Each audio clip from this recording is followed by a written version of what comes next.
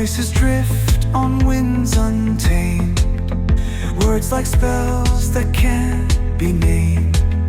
Close your eyes and feel the sound. Journey where no bounds are found. Open doors inside your mind. Leave the ordinary far behind. Colors swirl and stars align. In the meta mysteries you'll find. Welcome to Meta Mysteries, where you don't know what you don't know. My name's Jonathan. I'm Sean. And we do have an announcement that I'm actually telling you for the first time too, Sean. Okay. All right. So a lot of people have been wondering, why is Meta Mysteries not uploading to the Meta Mysteries podcast?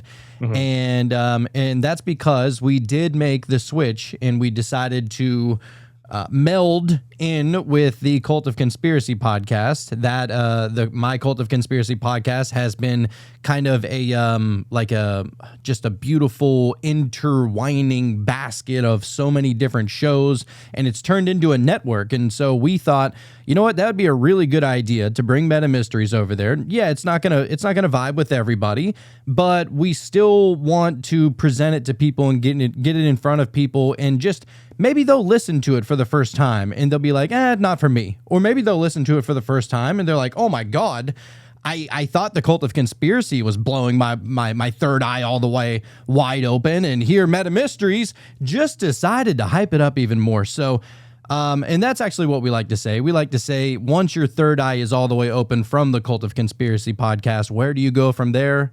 The Meta fucking Mysteries. Okay, that's where you go. But with that being said, and a lot of people not being able to find the show, or maybe there's just some people that don't want to go and listen to the Cult of Conspiracy or try and scroll down on the Cult of Conspiracy or whatever to try and find the episodes. The episodes are now being uploaded back again to Meta Mysteries podcast along with the Cult of Conspiracy podcast on Mondays and Fridays. It's still for Meta Mysteries. It's still going to be uploading on the same day. It's just so that everybody has access to it, because some people were saying they couldn't find it. We also have YouTube. So if you would rather watch it, then you can go over to youtube.com/Meta Mysteries as well. But if you want even more, to be even more inclusive, you want to be able to join us every Wednesday night for our Wonder Wednesday show, then you would go to patreon.com/Meta Mysteries. That link is down in the show notes below. That's awesome. That actually makes me very happy, man. I just want everyone to be able to find the show. You know, wherever you look, that's where we're going to be. We're on YouTube as well. So, like, everywhere you look, you're going to be able to find Meta Mysteries. So, everywhere. That makes me happy. Everywhere. Yeah, we're on also TikTok, also Instagram. We're trying to just be as many places as we possibly can to try and get as many eyes on this kind of information as possible. Because we do really believe that we're like, I mean, maybe not as much as some kind of savior of any kind of said religion, but we really do feel like we're helping a lot of people with some of this information. You know, some people absolutely only look into one thing their entire life, and they try and get all the information and all the answers that they can from one source, really. Mm-hmm. And so what we like to kind of represent is just an all-encompassing kind of thing. Maybe this myth or this religion or this so-and-so doesn't have the answers. Well, maybe you might find it somewhere else. And you're not, you're not blaspheming. You're not doing wrong by looking up information. You're just trying to understand the nature of this reality. Okay. Right. And I don't think that anybody should be shamed for that at all. You're trying to figure out, like, yo, what does it mean to be a human? What does it mean to have consciousness? What does it mean that I just got some weird, like, download, or why do I keep on seeing all these, coincidences, right? Like, some religions don't answer all that. So this is why Meta Mysteries is all encompassing. We are the Coexist bumper sticker. Dude, I love it. I could not have said it better, man. And, even for like people like myself, man, I didn't grow up with a particular religion or a structured belief system. And so, like you said, man, the answers are out there, and I think it is spread across all belief systems and what have you, man. And so I just want to explore all of it. Hell yeah. Well, if you've been with us long enough, you know that we have talked a little bit about all of the things that we're going to talk about today. However, I do want to say that this will be an absolute turning point of the show. Today, this episode is going to be monumental. It is going to be statement, sir. It's going to be an absolute game changer. Like, you thought maybe, I don't know, whoever's favorite episode was prior to this. I promise you, this episode is going to crush that. And it's not Right. because we're just hyping it up or anything like that. I'm talking about, the other day, received one of the craziest downloads I've ever had in my life. And I didn't really do anything with it. I just sat there and I thought about it a little bit. And I was like, you know what? Maybe what am I supposed to do with this? You know? And then what happened is that I decided to do a little bit of research, and turns out there's an entire rabbit hole on this very topic. Of course there is. All right. Yeah. All right. I'm ready. So put your big boy pants on. Oh, they're already on, dude. Oh, yeah. I don't even jump in the studio without them anymore. I know better. You know, there was that one time, you know, but not again. I will not be caught unprepared. Not up in here. All right. So enough of the fluff. We're going to get to the actual meat and potatoes of this. All right. Why is it going to be so awesome? Because we're going to answer the age-old question. See, so many people, they wonder, why? Why this? Why that? They want some kind of divine answer all the time. What does God say about this? What did Jesus say about this? What did Buddha say about this? What did name your prophet or your savior? What do they have to say about this? Why? You just want to know why. Yep. Whenever the actual question should be, how?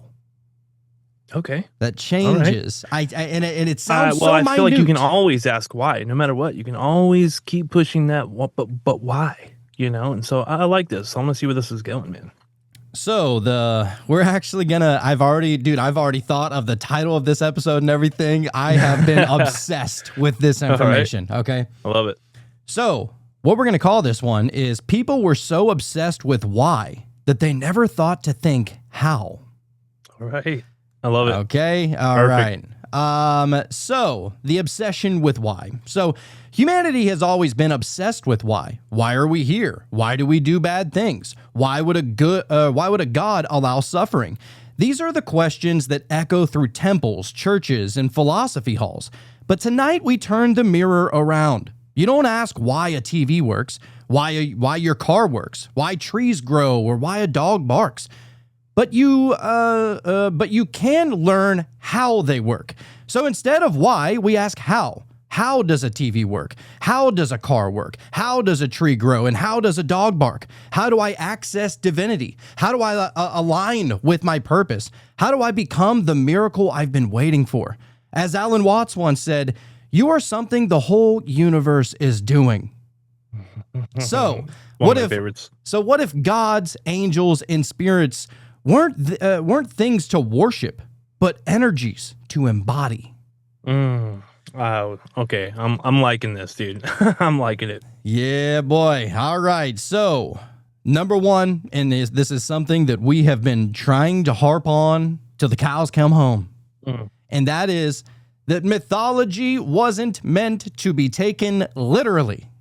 Okay? People get so caught up. They get so caught up and this is literally this and this is literally that. And, well, hey, you just got to look for that sign and it's going to be the end times. You know, stop taking everything so damn literally. I promise you it actually does way less for you if you don't take it literally. Right? Oh, yeah. Yeah, So- for sure. I feel like it doesn't give you any kind of answer at all to your current situation, you know? Absolutely not. So, myth as a metaphor is how we should be looking at these, not history. Now, some of them might actually be steeped in some kind of history, which is why it's so damn confusing in the first place, right?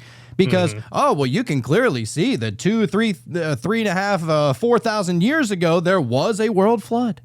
Did you hear? They just found Noah's Ark. Yep. Did you it's like all these things that point to these literal structures, these literal places, and that it's sad that people take that little bit of information and just say, "See, I told you it was literal. I told you you were supposed to be taking it literal." Right. No, absolutely not. Just because I can make up a story and I can make up a story about what transpired in my kitchen.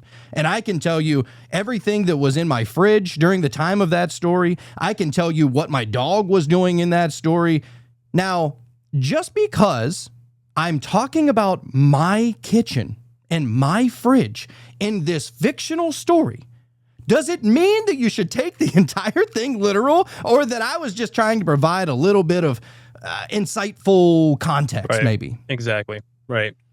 Yeah. Okay. So myth as a metaphor, not history. I'm sorry. I'm a little amped up right now. No, I know. I love it, dude. So Greek, Norse, Hindu, and Egyptian, these pantheons weren't just ancient fairy tales. They were user manuals for consciousness. Zeus wasn't a lightning-hurling tyrant. He symbolized divine willpower and mastery over chaos. Odin wasn't just a war god. He sacrificed his eye for inner sight, which is a metaphor for spiritual awakening. Shiva dissolves illusion to make way for truth. Isis represents the hidden, mystical feminine within all of us. Carl Jung referred to these deities as archetypes of the collective unconscious, powerful blueprints of what we carry inside. They weren't distant gods. They were maps. Dude, I'm with you, man. I'm with you. Same with the Emerald tablets and the Inky and Enlil, and you can go on and on. You know, there's a lot of symbolism and a lot of things that you can garner from that, but not necessarily like, did it really happen though? It's like, no, I don't think so. But here's the thing. It doesn't matter if it really did or not. That's the whole point of this entire conversation. Whether it matters or if it doesn't, or whether it happened or if it didn't, what is going to be the effect on you? If these things, like if Odin actually existed at one point in life, what impact does that have on you right now? No, I think you're right. Yeah, I don't think it makes too much of a difference, I guess. So it makes, I don't know. I'm just follow me on this journey. I promise you it's all going to make a little bit more sense. All right. Right here. No, I know you know that. I was just trying, for the listeners that think that I might just sound like I'm full of my own shit or whatever. So anyway, let's continue. So biblical archetypes are also inner forces. This is why all of them work. This is why every single one of them work, because the biblical, and not even just biblical, all of the archetypes. I don't care if you worship Thor. I don't care if you worship Loki. I don't care if you worship the fucking flying spaghetti monster. Really doesn't matter. Okay. It will work if you embody the energy of said archetype. That's how it works. So, and it's a structure, dude. It's something that you can live your life by. And if you know wholeheartedly that you are doing that, then you're good. You know, you got nothing to worry about. So that's how it works. Forget why it works. Don't ask why, because then that's how wars start. That's how people divide. That is how, you know what I mean? Like, ask how it works. Like, nobody ever got mad about discovering how milk has calcium in it, right? But why would you ask, why does milk have calcium in it? Right. Like, what? Because the divine mother cow from sacred Jupiter has blessed us with her holy milk? I've heard this one. Why? Yeah. But why? Why do you need to know that? You don't need to know it. Just need to know how it works. Okay. And so anyway, this is what I was talking about before I even go any farther. What I was talking about was I was just driving the other day and I was just like, man, there has to be an easy question.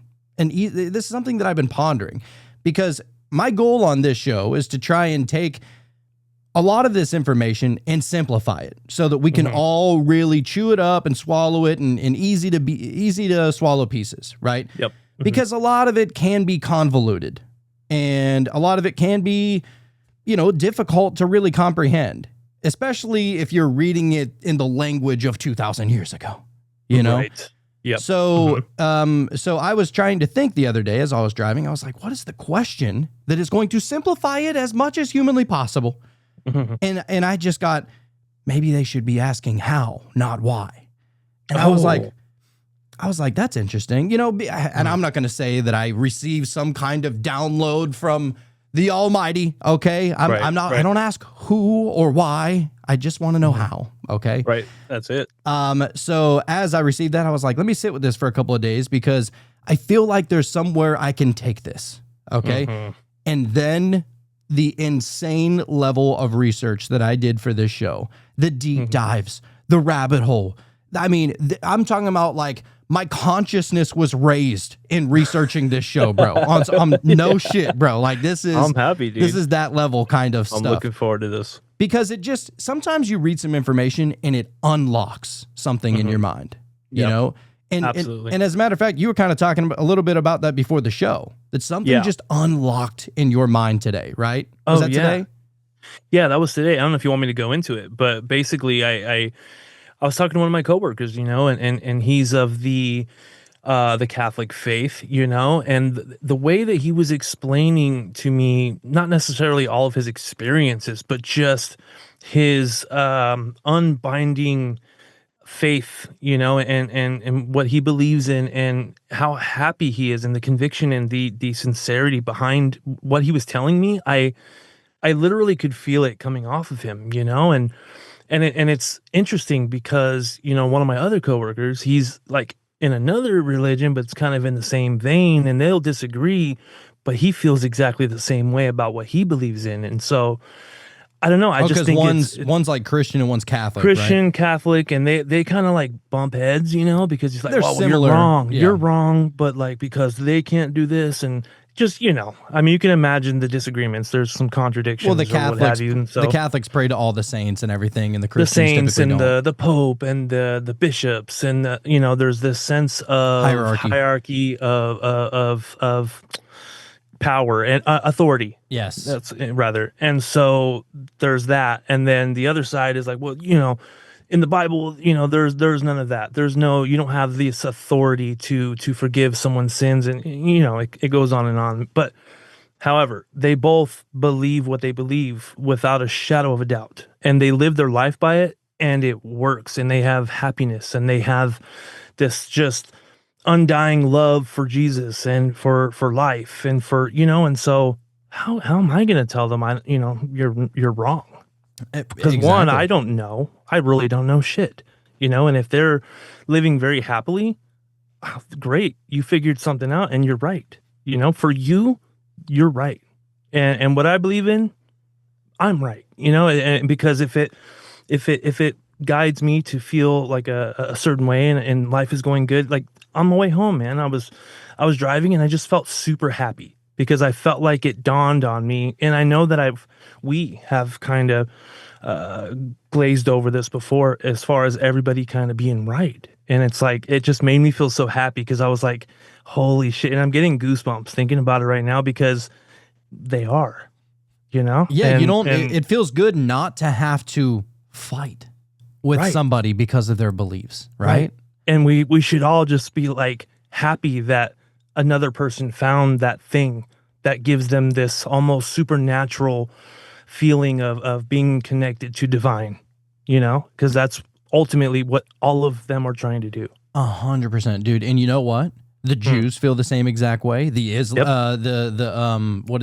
the Muslims feel the same exact way. Yes. Every single religion feels like they have whatever kind of experience they've had is it proves that their religion is the right one, or in more correct terms, it's the right one for them. Right. Okay. And yeah. And so go ahead. My bad. Well, no, I was just going to say that, everybody has their own individual thing going for them. And I kind of forgot where I was going to go with that, but go ahead and then I'll pick back up. No, it's all right. I mean, I was just going to say, that's really the beauty behind the Coexist bumper sticker is that the people, and some people actually get really, really pissed off at people that have those bumper stickers. Like, I cannot believe this goddamn hippie probably smoking reefer. You know what I mean? Like, it's it's just one of those kind of things. And it's like, man, like, what a disgruntled life you must be living that in order for you to believe what you believe, you need everybody else to believe it too. Right. And that was another thing that I was talking to my coworker about, and I was like, because I guess in my mind I had this understanding that people that were religious, or let's say Christian, right? Might look at us, and I don't know. I just had this feeling like they would look at us and go like, "Oh, I feel sorry for them," and maybe they do, maybe some do, but A lot of them do, yeah. or because we're going to hell, or because I don't believe in what they believe in. It's almost like, I'm doing wrong, and the way he was telling me anyway, he was like, no, I don't think that at all, and I think that's how it's supposed to be, like, I'm not going to tell you you're wrong, but don't tell me I'm wrong, and let's all just have our own thing and be at peace. Just You know what I mean? coexist. Yeah. That's it. That's it, That's dude. it. And, Yeah. and that's the thing is that people have a hard time believing that there's more than one truth. Mm-hmm. When in actuality, there really is only one truth. That's right. You know what I Right. mean? Like the deep actual truth of all of this is Mm-hmm. not found in a book. But you know what's funny about that? And I thought about this too, because there has to be, right? I feel like there definitely has to be just that one thing that's it, right? And so I say that we're all right as far as what we believe in individually, but we're probably all wrong when it comes to what it really is. You know what I mean? I mean, yeah, but I would say that there's, and that's what we're going to get to, is that there is a truth that at the very bottom, and it's not that difficult. Right. I'll say it like this: it's simple, but it ain't easy. Okay. Okay. Right. And I just want to throw this out there too. I know that some people probably listen to the show. Maybe you're Christian or something. You listen to the show and you think, "Oh my God, all these guys do is they just shit all over Christianity." I just want to put that into context. We only are around the religious people that are around us. If they are religious, they are Christian, and there's nothing wrong with that. We would be saying the same thing if we grew up in fucking, I don't know, Iran, right? About the Muslims. Like we would be saying, it doesn't matter where it is. It's just the context of the conversation, just so everybody knows. Yeah. We don't have a bone to pick with Christianity by any means. It's just, that is how you show the contrast a little bit for our It's what's situation. around us. Yeah, it's what's around us, and those are the people that we have conversations with, and we hear their ideas or beliefs, and we kind of just exchange back and forth. And yeah, man, it's been pretty interesting being able to have that actually, like just recently for me. Oh yeah, it's nice. It is pretty cool. But all right, let's get back to it. And speaking of the Bible, we're going to get into biblical archetypes are also inner forces. So Moses represents the part of us that leads our inner people, our thoughts, our emotions, our fears out of slavery and into clarity. Think about it. Moses was lost in the desert for I think like 40 fucking years or some crazy ass super long time. Oh shit. And then, God, I guess God sent down manna, which is like some kind of spiritual bread so that they could, survive or whatever, right? Okay. Now, are you going to take that literally? Some people do. A lot of people do. You're not going to wander around in a desert, bro. Like, it's just not going to happen. Yeah. I don't care if you have anybody guiding you. You're not going to survive in the fucking desert with no food and no water except for literally like Hunger Games style. You have Woody Harrelson sending you in something like Right. No, it doesn't work like that. Like that's not reality. You're living in fiction land. That's not how it works. That's not how any of this works, as they say. Yeah, dude. And so if you look at Moses and you treat it for the meaning of the story, what can you pull from this story? Maybe how the mystics or the gurus or the sages would look at this story. The Gnostics, how would they look at this story? Because I guarantee you, they are not looking at this story as if Moses and all of his followers, were just wandering in the desert for fucking half a lifetime. However long. You Right. know? So if you look at it this way, Moses represents the part of us that leads our inner people being our thoughts, our emotions, and our fears out of slavery and into clarity. Oh shit. Okay. I love that. Okay. So let's look at Jesus here for a second. He would be the Christos. Okay, that would be the anointed one, So all Christos is just the anointing oil. Some people might call that your, oh shit, what do they call it? The fluid that comes up your spine whenever you don't squander it. Right. You know what I'm trying to say. Something like, yeah. Well, no, it goes up the claustrum. That's like right. Santa going up the chimney is like the representative of that. But anyway, it's some kind of anointing oil that goes up your body, right? And so Jesus would be the Christos, the anointed one. He's not just a man, but a symbol of the higher self awakened within. If we're looking at the Bible like this, right? Even Satan is not a horned villain, but he's the force of opposition, the ego that tempts us into limitation.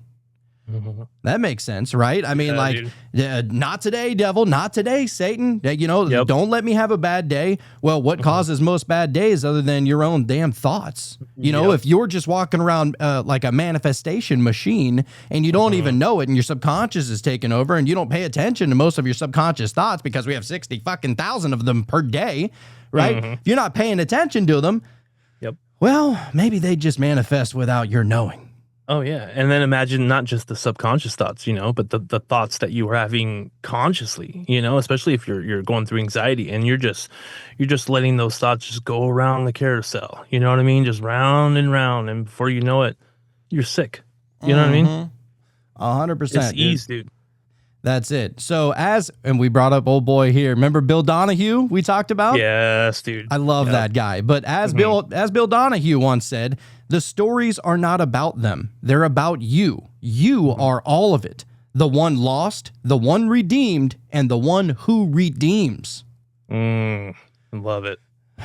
This is esoteric. This is secret society school right here. Is what's going on right here. But it's not a secret. That's the only thing. No, it's out in the open. It's it's a secret because it's not blasted all over billboards like McDonald's. It's a secret because it's not a $1 billion mega church with priests and pastors riding in Lamborghinis. It's not like that. As a matter of fact, I just drive a V6 vehicle. Okay, I live in a V6 vehicle. I live in a fucking 2-bedroom apartment that is 756 square feet. All right, we don't have a mega mansion. It's not about that. None of this is about that. Right. It's just about trying to find the truth, and that's all the Gnostics really cared about. Was just trying to find the deep understanding, because it doesn't matter how much money you have. You can be rich while being poor. And that's really the secret to this whole place. You think about all the trust fund babies and all the billionaires and all of the, the spoiled rotten kids that got everything handed to them. They never really had to work a day in their life. They just got things handed to them. Think they're happy? Yeah, some of them. But probably not most of them. Are they fulfilled? Are they fulfilled happy? More than likely not. More than likely not. I wouldn't know, I wouldn't know either. So now we get to religion and the divine outside versus the inside. Okay. So, all right. The mystical union versus the institutional religion. The earliest spiritual systems, such as Vedic and Sufi, Gnostic, and Buddhist, taught union with the divine. Through breathwork, silence, altered states, and ritual, they didn't just talk about God, they became one with it. But religion institutionalized mystery, externalized the divine, and turned God into a figure in the sky rather than a presence within the self. Buddha taught this. This is his quote. "The mind is everything. What you think, you become." But Western religions often trained us to pray for rescue instead of act with alignment. Even the mystics and sages who pointed inward, such as Alan Watts, I would call him a mystic, 100%. Right? Absolutely. I mean, dude, I could listen to him talk just 24/7. Dude was always thinking about some shit, trying to figure it out. Yeah, dude. Always on one. But he once said, trying to define yourself is like trying to bite your own teeth. Impossible. The true self, the divine within, can't be grasped through doctrine. Carl Jung taught, in this quote, "Who looks outside dreams. Who looks inside awakes." That's deep. That is deep. Some deep shit. Dude, even whenever you're on psychedelics, it's way more powerful when you just close your eyes and go in. Oh, dude, you almost feel like you can start like manifesting shit, like on some real shit. Like I feel like there's some extra shit going on there. Oh, dude, you like feel like your mind is like almost just completely connected to whatever that is. Oh, dude, you feel like fucking Mickey Mouse with the wand, and you can just start, you know what I'm saying? But anyhow, so even witches and magicians knew this. They didn't ask for blessings. They conjured them. Ritual was never just for asking. It was for becoming. Damn. See what I'm saying? This is a complete mental shift at how you look at things. This is, whenever we talk about like, see, you just got to open up your third eye. Well, let me just think about, like, let me just go into that here for a second. Whenever you open up your third eye, like, the idea is that you change your perspective that you once had. And then when your third eye is open now, it's now a different perspective. You're now looking at the world completely different.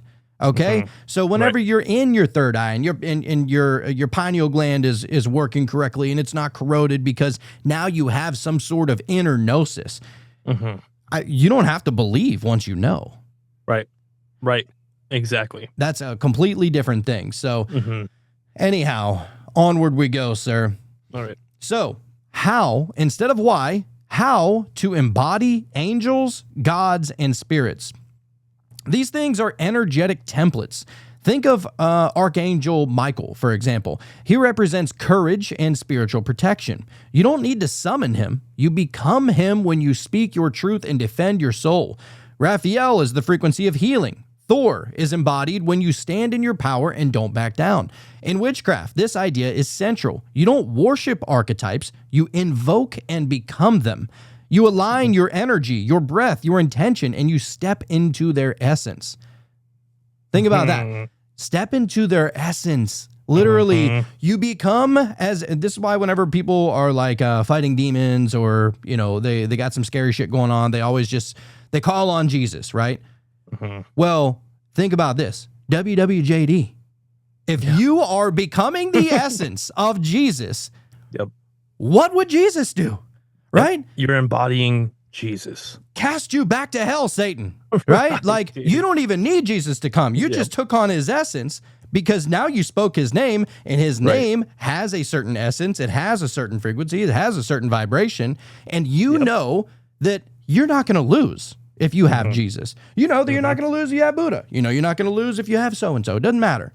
Right. Like, whoever you believe is the most spiritual gangster that you could ever imagine, and you embody that, and you take on that essence, fucking look out, demon, because you're about to get fucked hard. Right? Demon's out of here, dude. It's out of here. And that goes along with what we were saying, when we had Optimistic Banks on, as far as everything being you. It's like you're that essence of whatever archetype or whatever entity you want to invoke or embody. It's because it's already there. You know what I mean? You're just now bringing it to the surface and almost presenting it outward. You know what I mean? Yeah, absolutely. And even, you know why prayer works, actually? It's because you're getting into the vibration of, like, thankfulness. Because the correct and proper way to pray is to pray as if it's already happened. Right? Like, you don't say, oh, God, please, send me the love of my life, or please give me a Lamborghini in my driveway, or whatever, right? You say, thank you, God, for everything that you've blessed me for. I am eternally grateful for your insane blessings that you have given me. I'm not worthy, but you have found me worthy of these things. Now, you don't even have these things yet, but you believe, you have so much faith in God that it's going to happen once you have that conversation with him. Right. Okay. And when you're praying and when you're meditating, you are in that space between the notes that we've talked about before, which is that divine space. And so thus you're able to manifest or make something happen in your favor, Dude, 100%. Just that much more easily. You're connected to that illogical space rather than the worldly mind space. 100%. Yes. And so, because it is kind of illogical, It is illogical to pray to somebody that is not physically there that we can see with our eyes, right? And that's what it takes. You know, there's a lot. I mean, there are so many things within religion that when someone says it, if you think about that with a logical mind, it doesn't make sense. No. You know, people talking about exorcisms and someone throwing up frogs and nails. And it's like, you can't understand that logically. If you wanted to think about that logically, you just couldn't believe it. You know, you have to go into that illogical space to allow that to be something that could happen, thus allowing you to believe. And that's why I believe, in my opinion, why the stories say that Jesus was born of a virgin, why Jesus was able to, walk on water, why he was able to heal the blind and heal the sick and do all these amazing things, why he was able to rise from the dead 3 days after he was nailed to the goddamn cross. Oh, excuse my French. Whoa, watch your mouth. Excuse my French. But and I think that it needs, the story needs a little bit of illogical in it. Because in order for you to know that you're communicating with something that is so much bigger than you, it has to be literally illogical. And that something is unbelievable. And isn't that why they say that you need to encompass the energy and the imagination of a child right there? Because they just already believe. They don't give a fuck about logical. You just might be onto something right here. That's all I'm saying. I'm just gonna say it. I'm trying. I obsess. I obsess about this. I'm like, I love it. I just love this kind of shit. So, I love your energy, dude. I love your energy, Daddy. So how to access their frequencies. So do you want to feel angelic love? Practice heart-based breathing. Do you want, so if you're practicing heart-based breathing, you would visualize green light expanding from your chest, a lot like what Lord Byron did in those meditations, right? He's on some shit. Yep. Visualize green light expanding from your chest. Do you want Odin's wisdom? Try a silent meditation or a trance state in nature and ask for insight without expectation. There we go. I mean, sometimes you just got to shut up. You know what I'm saying? And like, don't pop your eye out, just close your eyes and just try to utilize your third eye. Right. Just become so silent that your higher self or your subconscious actually has a voice. Yes. Like that's really the trick of all of it. Quiet everything else down. Yeah. Yes. And sometimes it's going to feel like it's a message from God, and sometimes it's going to feel like it's a message from Jesus. The truth is it doesn't matter where it came from. It's a message. It really doesn't matter. It's the one you needed. That's it. That's all you need to know. Yes. So even Shiva. So Shiva's presence comes when you release what no longer serves you. Pranayama in Hindu practice, mantras in Buddhism, mirror work in mysticism. These are technologies for embodiment. Think about that. You're trying to embody the essence of these gods. You're trying to connect with them, but you're actually just embodying their essence. And what's going on is that, you just so happen to, I mean, you're a magical fucking being. You just so happen to take on their powers. That's okay? It. Like even in the most minute sense. I'm not talking about powers to literally like build a world. I mean, you can always do that in meditation anyway. I mean, I don't even want to go as far as to say that you're just imagining things in meditation. I don't believe that. I think we're past that. Like we're so beyond that now, the gods are not found by asking why they exist. They are found by discovering how to tune into their frequency. That's it. This is the Holy Grail. This is the It was Holy under our Grail. noses this whole time, dude. You know what's funny, dude? What's funny is that I always knew it was going to be simple. Like I knew it was going to be. I'm not even saying that we cracked every single code that there is, but I'm saying, of course not. This is the key to that next checkpoint. Like we have now, we're like on Crash Bandicoot. You go so far, and you know what I mean. You hit a checkpoint, and it's like, all right, I don't have to start back at the beginning anymore because now we have a foundation. Right? Yes, I love this. I love this episode already, man. I do. Me too, dude. So nextly, we get into shifting from why to how. Now, for a little context, if you look at it like this is, I hope this helps a lot of people because it definitely unlocks something in me. Okay. Whenever you shift from why to how, you literally shift from victim to creator. Because you volunteered for all of this anyways, you know? Every situation that you're in, I mean, who else's fault was it? You know? It's only yours. But and that's the thing is that people who are, they think that there is some kind of higher force, higher intelligence, somebody that's literally pulling the strings to our reality, call it God, whatever. Mm-hmm. If you think that, then you're always going to wonder, why, oh, why, God, would you let this happen to me? Oh, my God.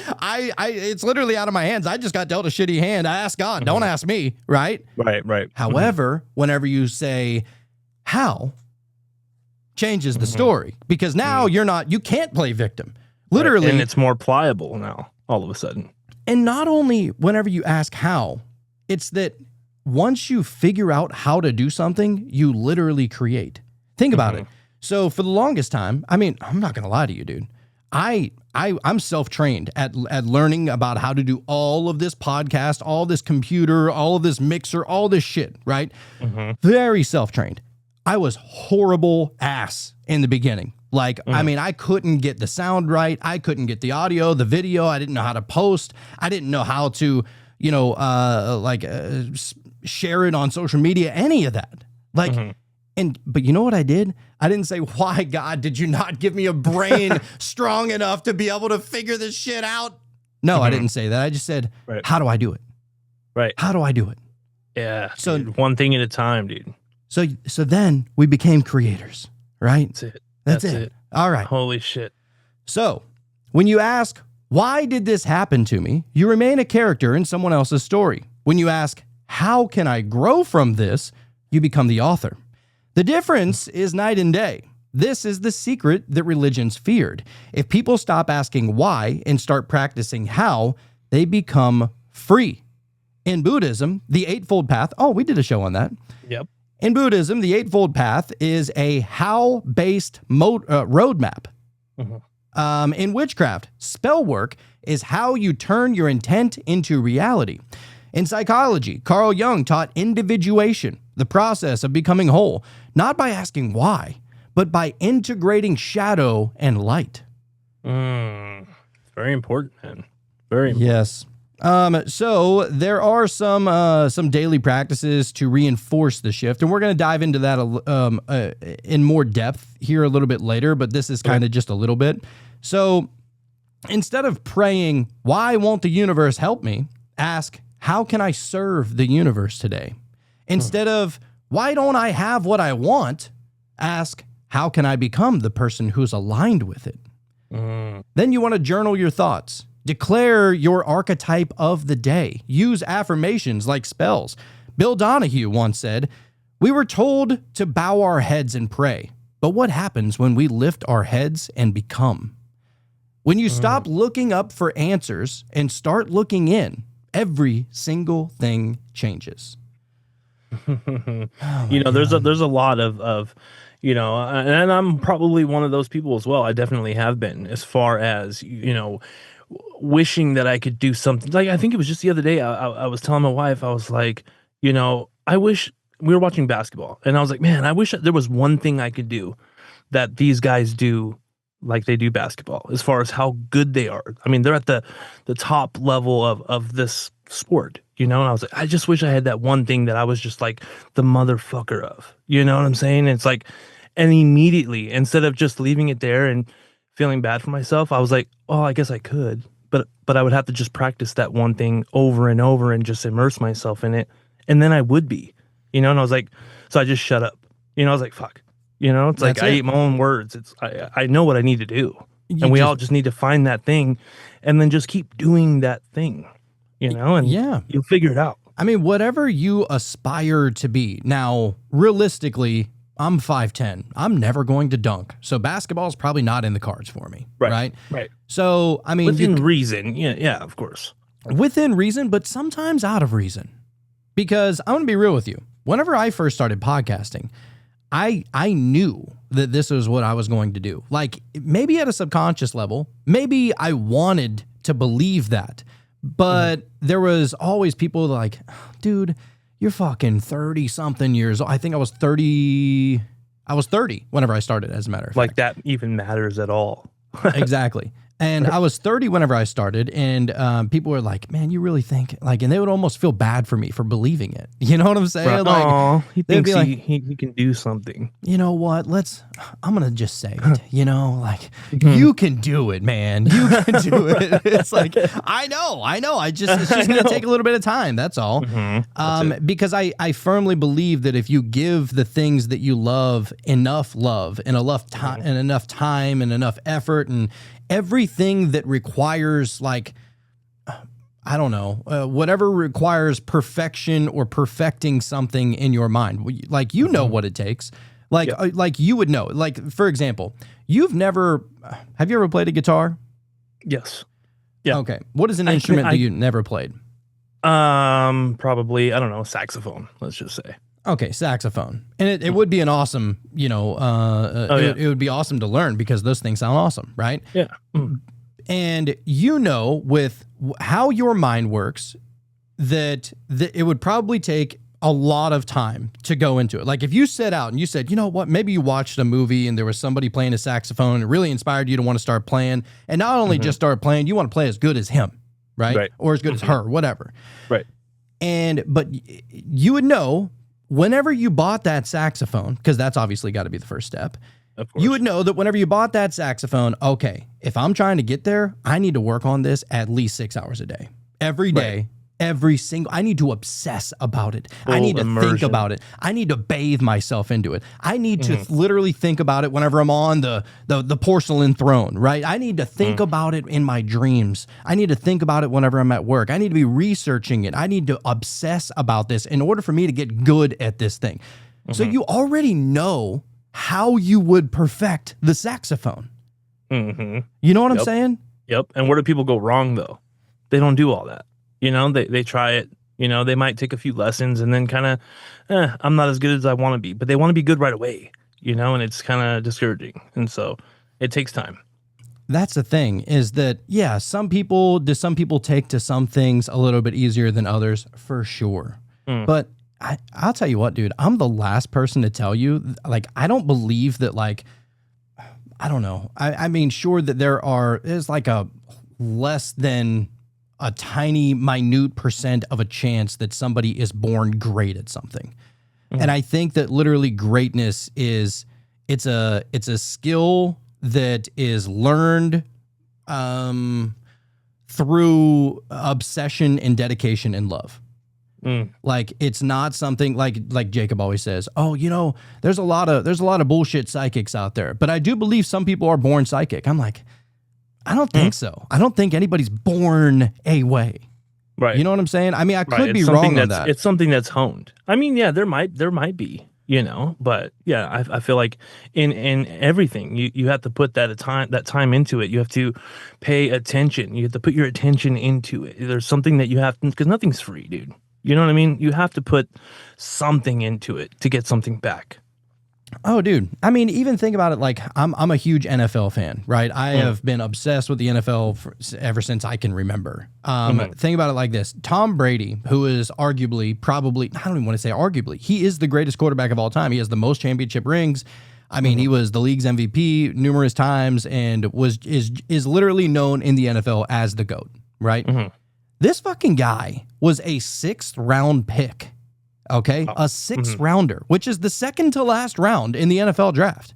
Okay, a 6th rounder who was never projected to be anything other than a bench warmer and maybe a spot start here and there. Wow. Right?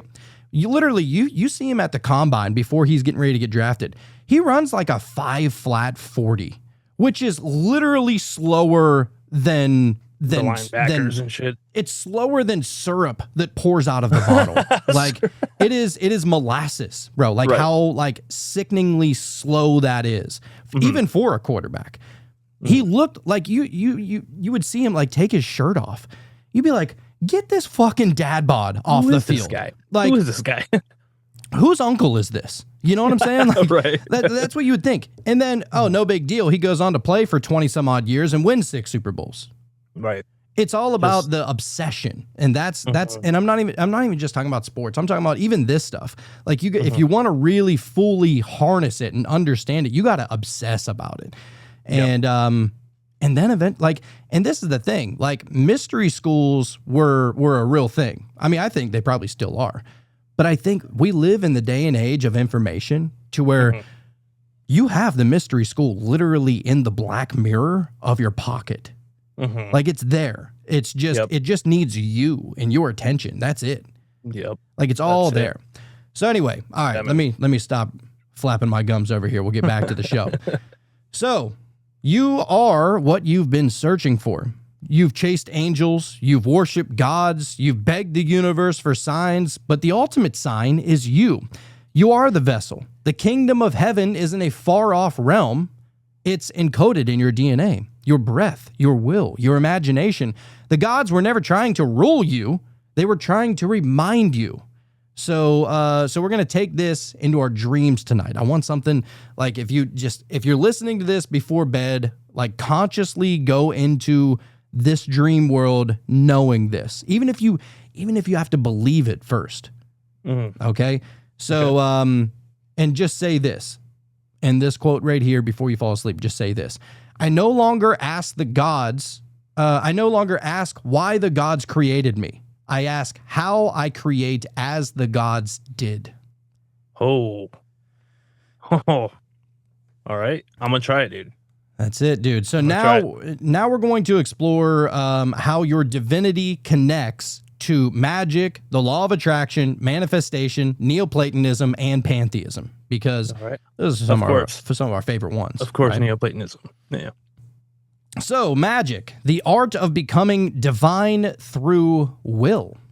Magic is not hocus pocus, although it's a great movie. Great movies. Actually, I like the second one more. You like it more? Yeah. They're both good. They're both fun movies. They're both fun. Yeah. I get down with them.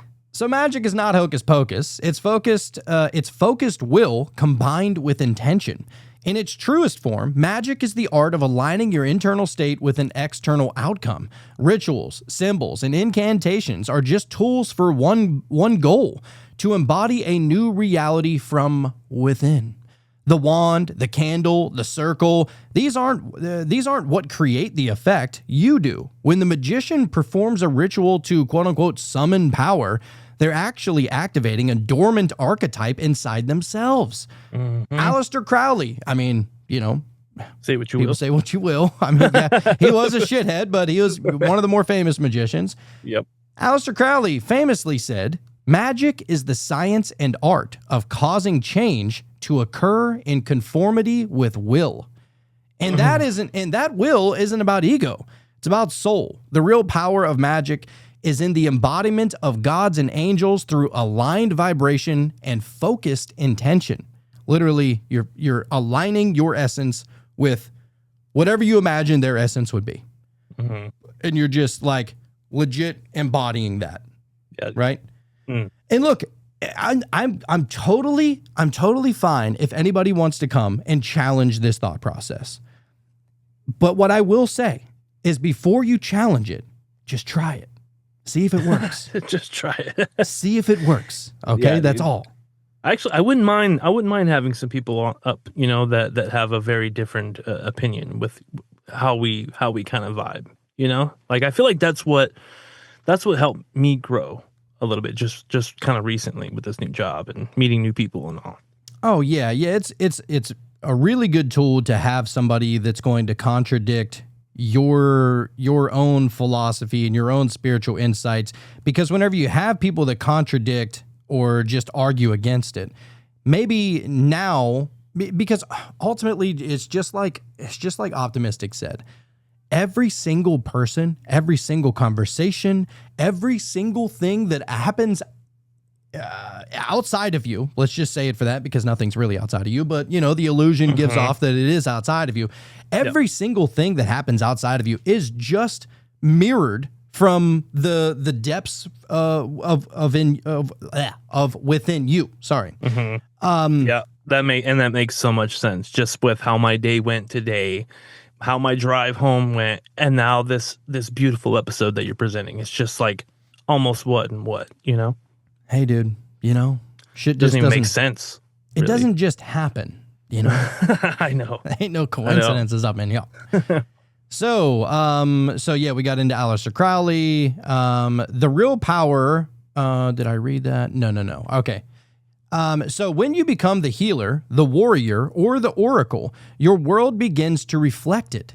Magic is not about controlling forces outside of you. It's about awakening the God within and bringing it into emotion. Even the word emotion, okay? Mm-hmm. Yep. Emotion is energy in motion. That's right. So whenever you shift your energy,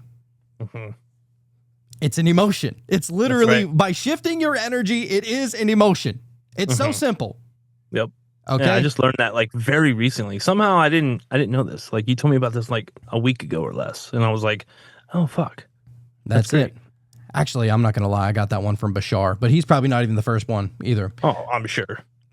So instead of praying to a god for help, the magician becomes the god of that domain. Do you need clarity? Invoke Thoth, Mercury, or Gabriel, and speak their wisdom aloud through yourself. Do you need transformation? Light a candle. Call on Kali or Sekhmet. Oh, shout out Sekhmet. I didn't know she was getting a little shout out in this episode. There she go. Yeah. Hey, baby girl, holla at your boy.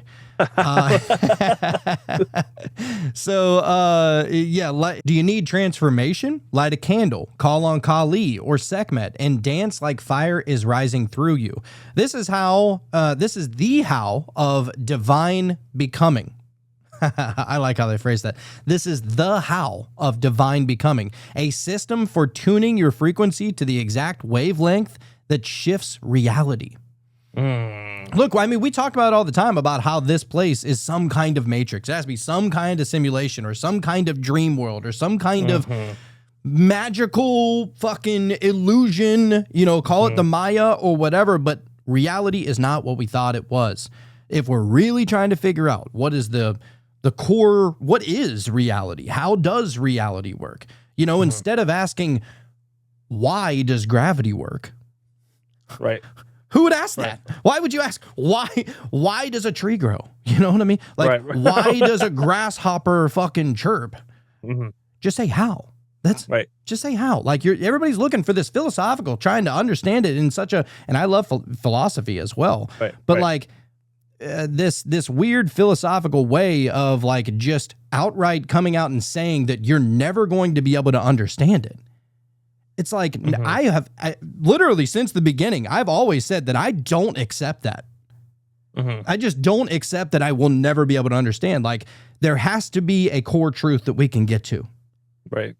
So, and maybe we'll get to it, but it'll, maybe on the other side, I don't know. I kind of am of the belief that it's this thing that maybe we never will, but maybe I'm being negative about it. Maybe we will come to some kind of conclusion, but I don't know, dude. I just feel like, no, I'm not saying that we're going to learn everything.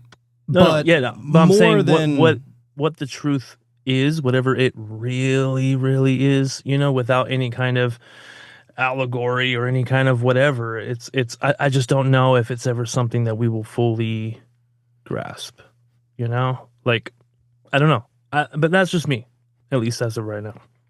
Well, let me ask you this then, not to challenge you, but to kind of challenge you. Okay. Whenever you go to sleep at night and you dream, who's the god of that reality? Let's say you go to a dream and you're in your living room with an entirely different wife that somehow you just know that she's your wife and you love her, with entirely different children that somehow you just know and you love them, right? With an entire different dog. Maybe your name's different. You're living in a state that you've never even been to because it's a dream. It's not real, right? Like, or at least not real in the sense of what we know to be real. Who built that reality? See, I feel like I would say me, because it's happening within my awareness alone, or at least that's what I feel is happening. But I'm not sure. I'm actually not sure about that. I mean, it would have to be you. But But then we've also kind of went over the idea that, you know, when you dream, you're actually going somewhere and you're actually experiencing something outside of you, you know. And so, who's to say, you know? Well, and that's the thing too. It's that why would you limit yourself into thinking that you can't create? Think about like lucid dreams, for example, right? Okay. Where you become aware in your dreams, right? Mm-hmm. I mean, they don't happen very often for me. I love them when they do, right? Right. Like they're awesome. Oh my God, I can fly. Oh my God, I can, you know, whatever, right? You can do whatever. It's I feel like they literally- almost never happen for me, but But they have it's happened. happened. It has, yeah.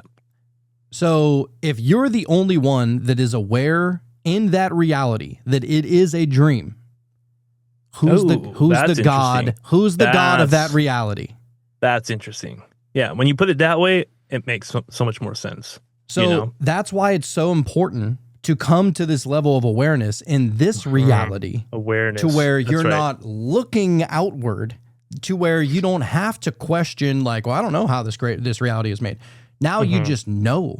It's a Right. gnosis. You know what I mean? Like right. that's, and I think that people they make it so difficult, Mhm. and it doesn't have to be that difficult. Wow. You Yeah, know what I'm I've never saying? even thought about it that way, dude. That's actually very interesting. And you can apply that You can. to, you know, when you're not dreaming.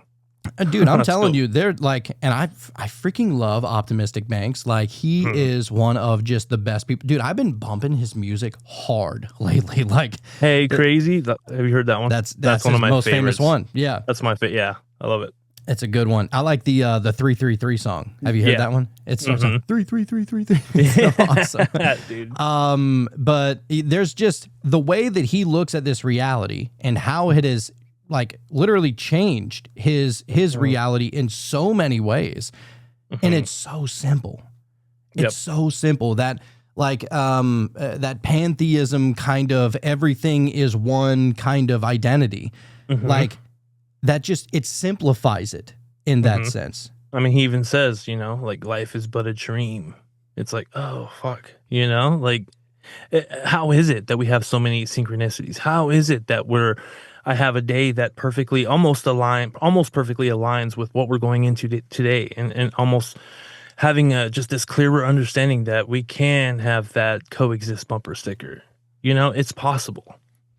And that's why it's so important to learn all of them, because sometimes even if you look at an entire religion, if you get one thing out of it, dude, a game changer. That one little thing could literally be a tiny little key to the fucking mansion in your mind. Okay. Right. That Like, whole other world, dude. that's it. So, so anyway, I'm sorry if I'm coming off as like sounding like a know-it-all. I don't like being like that. So I hope I'm not No, giving that dude, off. You're just passionate, you know. I'm just excited. That's the Yeah. way that's kind of the way I show it. But anyway, so now, all right. So we had talked about how magic kind of looks at the world in this kind of way. Now we're going to look at how the law of attraction, and then we're going to go down the list: law of attraction, manifestation, Neoplatonism, pantheism, and a couple other things that we're also going to get into. But what right. essentially all of these things are saying is the same thing. Stop asking why and understand how. That's Right. That's it. That's just the message of this entire show. Right.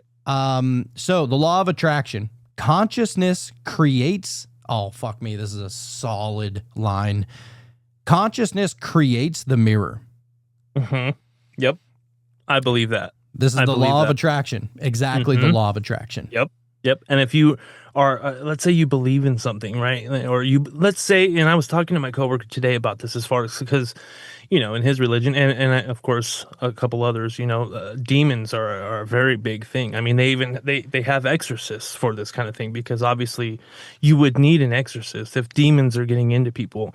It doesn't happen as often as you would think, but apparently it's getting worse. So I don't know what's causing that, you know, Yeah. but so basically what we were talking about is that, you know, since demons are such a thing in his belief system, you know, I was saying, well, if you think about it this way, if let's say you think that you possibly did something that would open you up enough for a demon to embody you, let's say, and then I don't know, maybe you see a couple things that are very coincidental that are almost symbolic to, like, maybe the divine trying to tell you that you have a demon in you. So now you start to get a little bit panicky, you know, the paranoia starts to kick in. And now all of a sudden you're actually believing it, that you have a demon inside of you. And now you're starting to act differently because, of course, why wouldn't you? You have a demon. And so your reality is becoming this thing that you're embodying because you think and believe it's so hard, you know? And that's what I was trying to tell him. And he's like, no, I don't think it works like that. I was like, okay. All right. Well, you know, I tried. You know, I thought it was a good thought, but 100%. And it's funny that you actually had that. Wow. So you legit had that conversation today, was it? yes, dude. Yeah, then we talked for like an hour or two today, like throughout the day. Like, you know, whenever we saw each other, hey, what do you think about this? You know, and just kind of bouncing shit off of each other. And that's why I think it's really cool to have somebody like that because it's kind of opening me up and, you know what I'm saying? Like being able to experience other, you know, opposition, if you will. Bro, and not that it's opposition, but a difference of understanding. Bro, and then I sent you that fucking demon. Yes. Wow. Yeah. So and there I was like, holy shit. So literally, I saw a video earlier today, and I thought, "Holy shit, this is awesome!" And I sent it over to Sean, and it was like this person that was breaking down exactly what a demon is. What a synchronicity! Holy shit! Yeah, yes. That is crazy. You know what? Let's just watch. So it. the universe just displaying all of this for me. You know what I mean? At least seemingly. Dude, we're gonna pull it up now. I feel like we should. All right, so we got it pulled up right here, and I want everybody just to listen, see how it feels. All right, because it's certain things like this that you hear or that you read or you listen to or whatever, and it just resonates. Okay, so if you've ever been worried about a demon, listen to this and fear not, as the Bible said 365 times. 301 for each day, dude. All right, let's check it out. Demon. Mon means moon, and moon means emotion. D means negative. So a demon is a negative emotion that takes over your mind, your body, and your spirit. Every thought you think creates an emotion. Emotion is energy in motion. And when you repeat the same negative thoughts over and over again, you give shape to that energy, and you give birth to something. That something is your demon. Demons aren't external forces. They are negative aspects of your own psyche. Little voices you've created in your subconscious that now control you. They started as thoughts, then became emotions, then became patterns, and now they live in you. Every addiction, every self-sabotaging loop is a demon you've given life to. You've fed it with your energy, and now it feeds on you. But here's the truth. If you created it, you can reprogram it. Comment yes. Okay. So that's pretty wild, right? Like just, I mean, of all days that I would send you, and I don't really ever send you anything, to be honest. Like I'm like, you know, I actually had to screen record that because you don't even have Instagram anymore. And I, you know, texted it to you and I was like, wow, you know, and actually as I was thinking, I was like, you know what? I know that he's having a lot of those conversations with that guy at work. I wonder if this got brought up. Well, so much so that, you know, because, and it was working the other way around for me too, because, you know, he had me watch that interview. I forget the guy's name, but he was on the Sean Ryan show. He's an exorcist and he's telling these stories. And of course, you know, when the thing is when somebody believes something without any kind of doubt, you know, that's just the reality that they live in, you know, and so when they speak about it, it almost gets you to be like, okay, wait a minute, you know, what? Okay, what if I'm wrong, dude? Yeah. What if, you know, here we are with some tarot, and I've seen a couple videos, and they're like, well, pretty much the big things that'll get a demon in you almost right away is tarot, Ouija board, and he said witchcraft, and I'm like, well, I'm fucked, you know what I mean? But you start to look into it and you start to kind of fester it. And of course that thought will go round and then you're feeling okay. And then that thought will come back around again. And then I feel like it'll start to go faster and faster. And before you know it, dude, you manifested it, well, you know, because your subconscious mind doesn't know the difference. Well, and the thing is that it can turn into a demon in this sense. Yes. You know, but absolutely. But ultimately all it is a thought form that your mind obsesses about. And now you're seeing through the lens of that thought form, right? Right. Like that Right. tulpa, that egregore, that fucking whatever that is, right? And even at a subconscious level, whenever you're, let's just say you are a religious man, right? And you just so happen to step outside of the bounds of what is okay and what ain't. Right? Maybe you decide to get a little wasted one night. You have one drink too many, and you decide to go home with a random person that you shouldn't have gone home with. And let's say let's make it even crazier. Let's say you go over to that random person's house and she or he has a tarot deck, and they're like, "Hey, you want to really know what the fuck is going on?" You know what I'm saying? Let me read you real quick, and let me just see the energy that you're embodying, and God forbid you get the actual devil tarot card drawn for you, right? And then you go home, "Oh my God, I fucking knew it. I knew I was stepping out of the bounds. God, please forgive me. Please." And God's not going to listen to you because you knew you fucked up. You know what I'm saying? Like this is unredeemable. It's not possible for you to come back from this. And so then the demon continues to eat. Oh yeah, that's it. And you just continue to feed it. So That's anyhow, it. I thought that was interesting though. That is super interesting. Yeah. So very, very synchronistic as far as that whole thing went. Man. I'm happy you brought that up because I was like, holy dude, in a synchronicity like that, like how many synchronicities do we need to see in order to understand that this reality actually is a dream? Well, see, that's the thing. I feel like we have feelings of that all the time. Like we understand that this is what's going on, and it's a lot more magical, and the simulation or whatever spin you want to put on it. But then even that is elusive, and then you kind of get more grounded, and you're worrying about some physical shit, your bills or whatever, and then you start to think that, negative shit like, oh well, this isn't working out for me, and then you kind of lose sense of that, and then eventually something else will happen, and then it pulls you right back in again. It's like a wave, dude. Just like everything else. And I'll be honest with you. I'm gonna put a really fun comparison to this.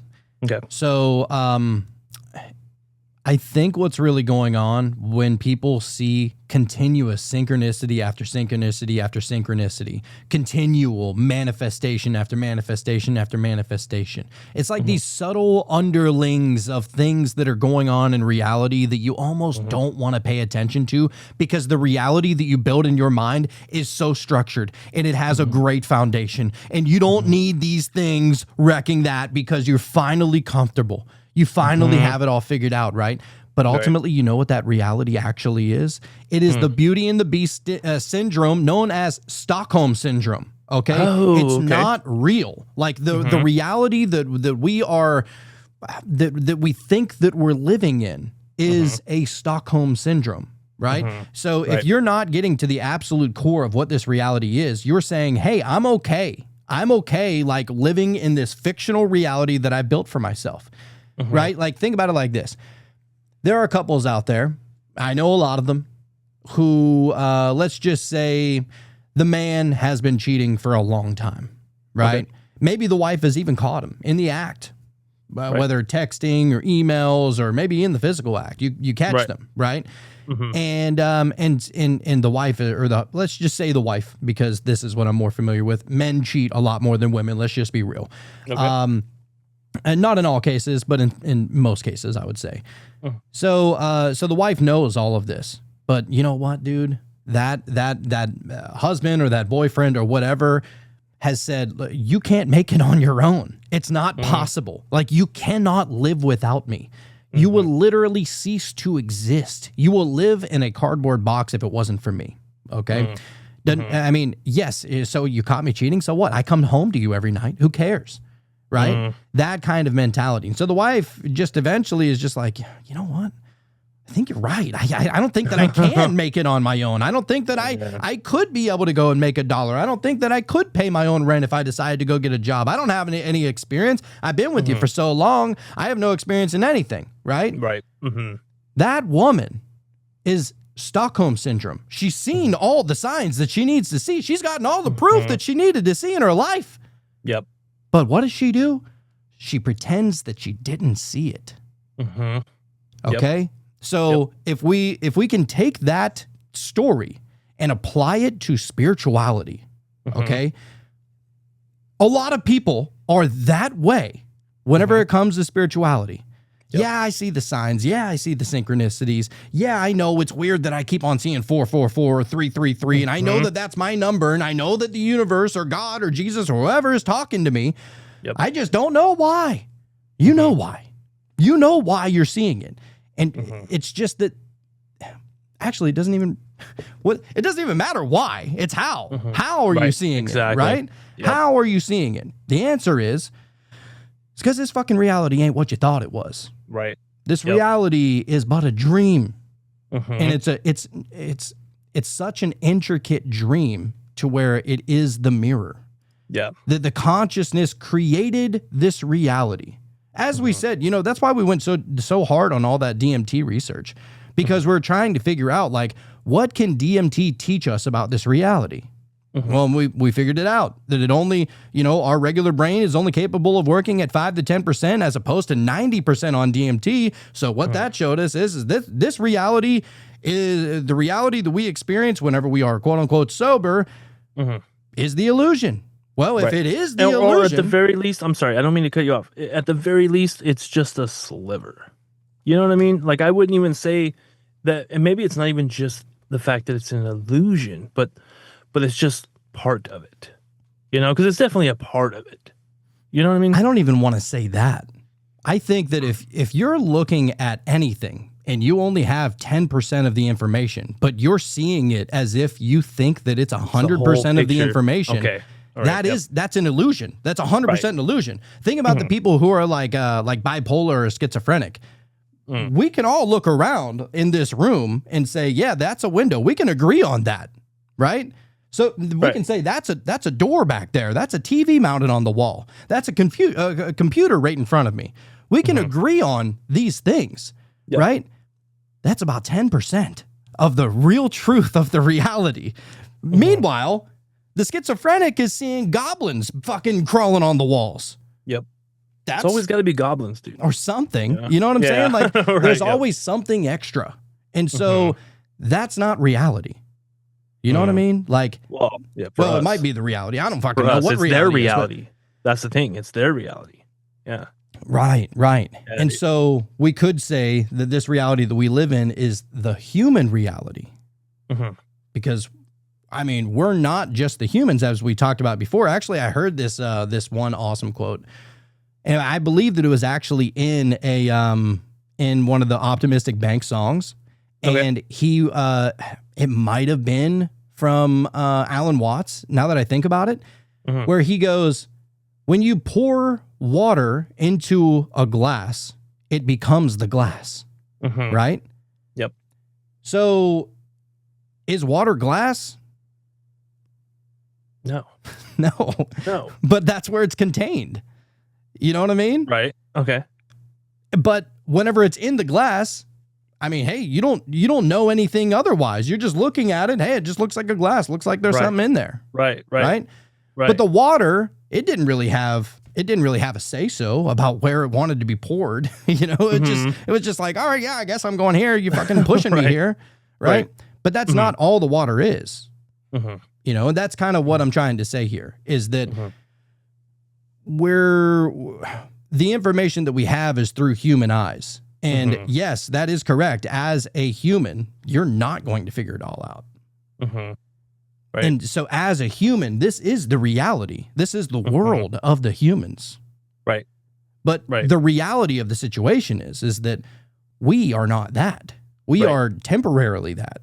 We are like, whenever I get into my vehicle, like, so whenever water is poured into a glass and it becomes the glass, that is very similar to saying, whenever I jump into my vehicle, I am the vehicle. You become the car. I mean, I've had plenty of different cars in my life, I guess I would have died, 10, 12 times by now, if you look at it through those lenses. So anyway, we're getting real crazy over here. Sorry about that. This shit just hypes me up. Reality is just the level of perception. That's really what it is. Absolutely. So the law of attraction, now we're finally going to get back to it. Consciousness creates the mirror. So, the law of attraction is the mainstream whisper of an ancient esoteric truth. Your inner state manifests your outer world. Like attracts like, not just because of energy, but because of identity. When you dwell in lack, you attract lack. When you dwell in abundance, opportunity begins to recognize you. It's not about begging the universe to give you what you want. It's about embodying the version of you that already has it. In this way, the law of attraction is simply magic without the robes. Right. Where most people get stuck is asking why their manifestations haven't shown up.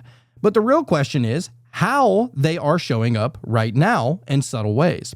Your current thoughts, beliefs, and habits are rituals already casting spells every day. Let me read that one again. All right, let me just fucking go over that again. Your current thoughts, beliefs, and habits are rituals that are already casting spells every single day. And that's so true, dude. You know, 100%. I mean, if you're in your mind saying you're a victim, well, I mean, you're going to be a victim. You know, you're going to see all the signs that point to that. You're not going to see a victim just be totally successful and believe they're a victim. No, yeah, that doesn't line up. There's never been a successful victim in the history of ever. Right. Not one that's played a victim his entire life anyway. Maybe that victim, transforms himself or herself or whatever and becomes more than just the victim. Because now they are in their mind more than just a victim. Exactly. Right. Yeah.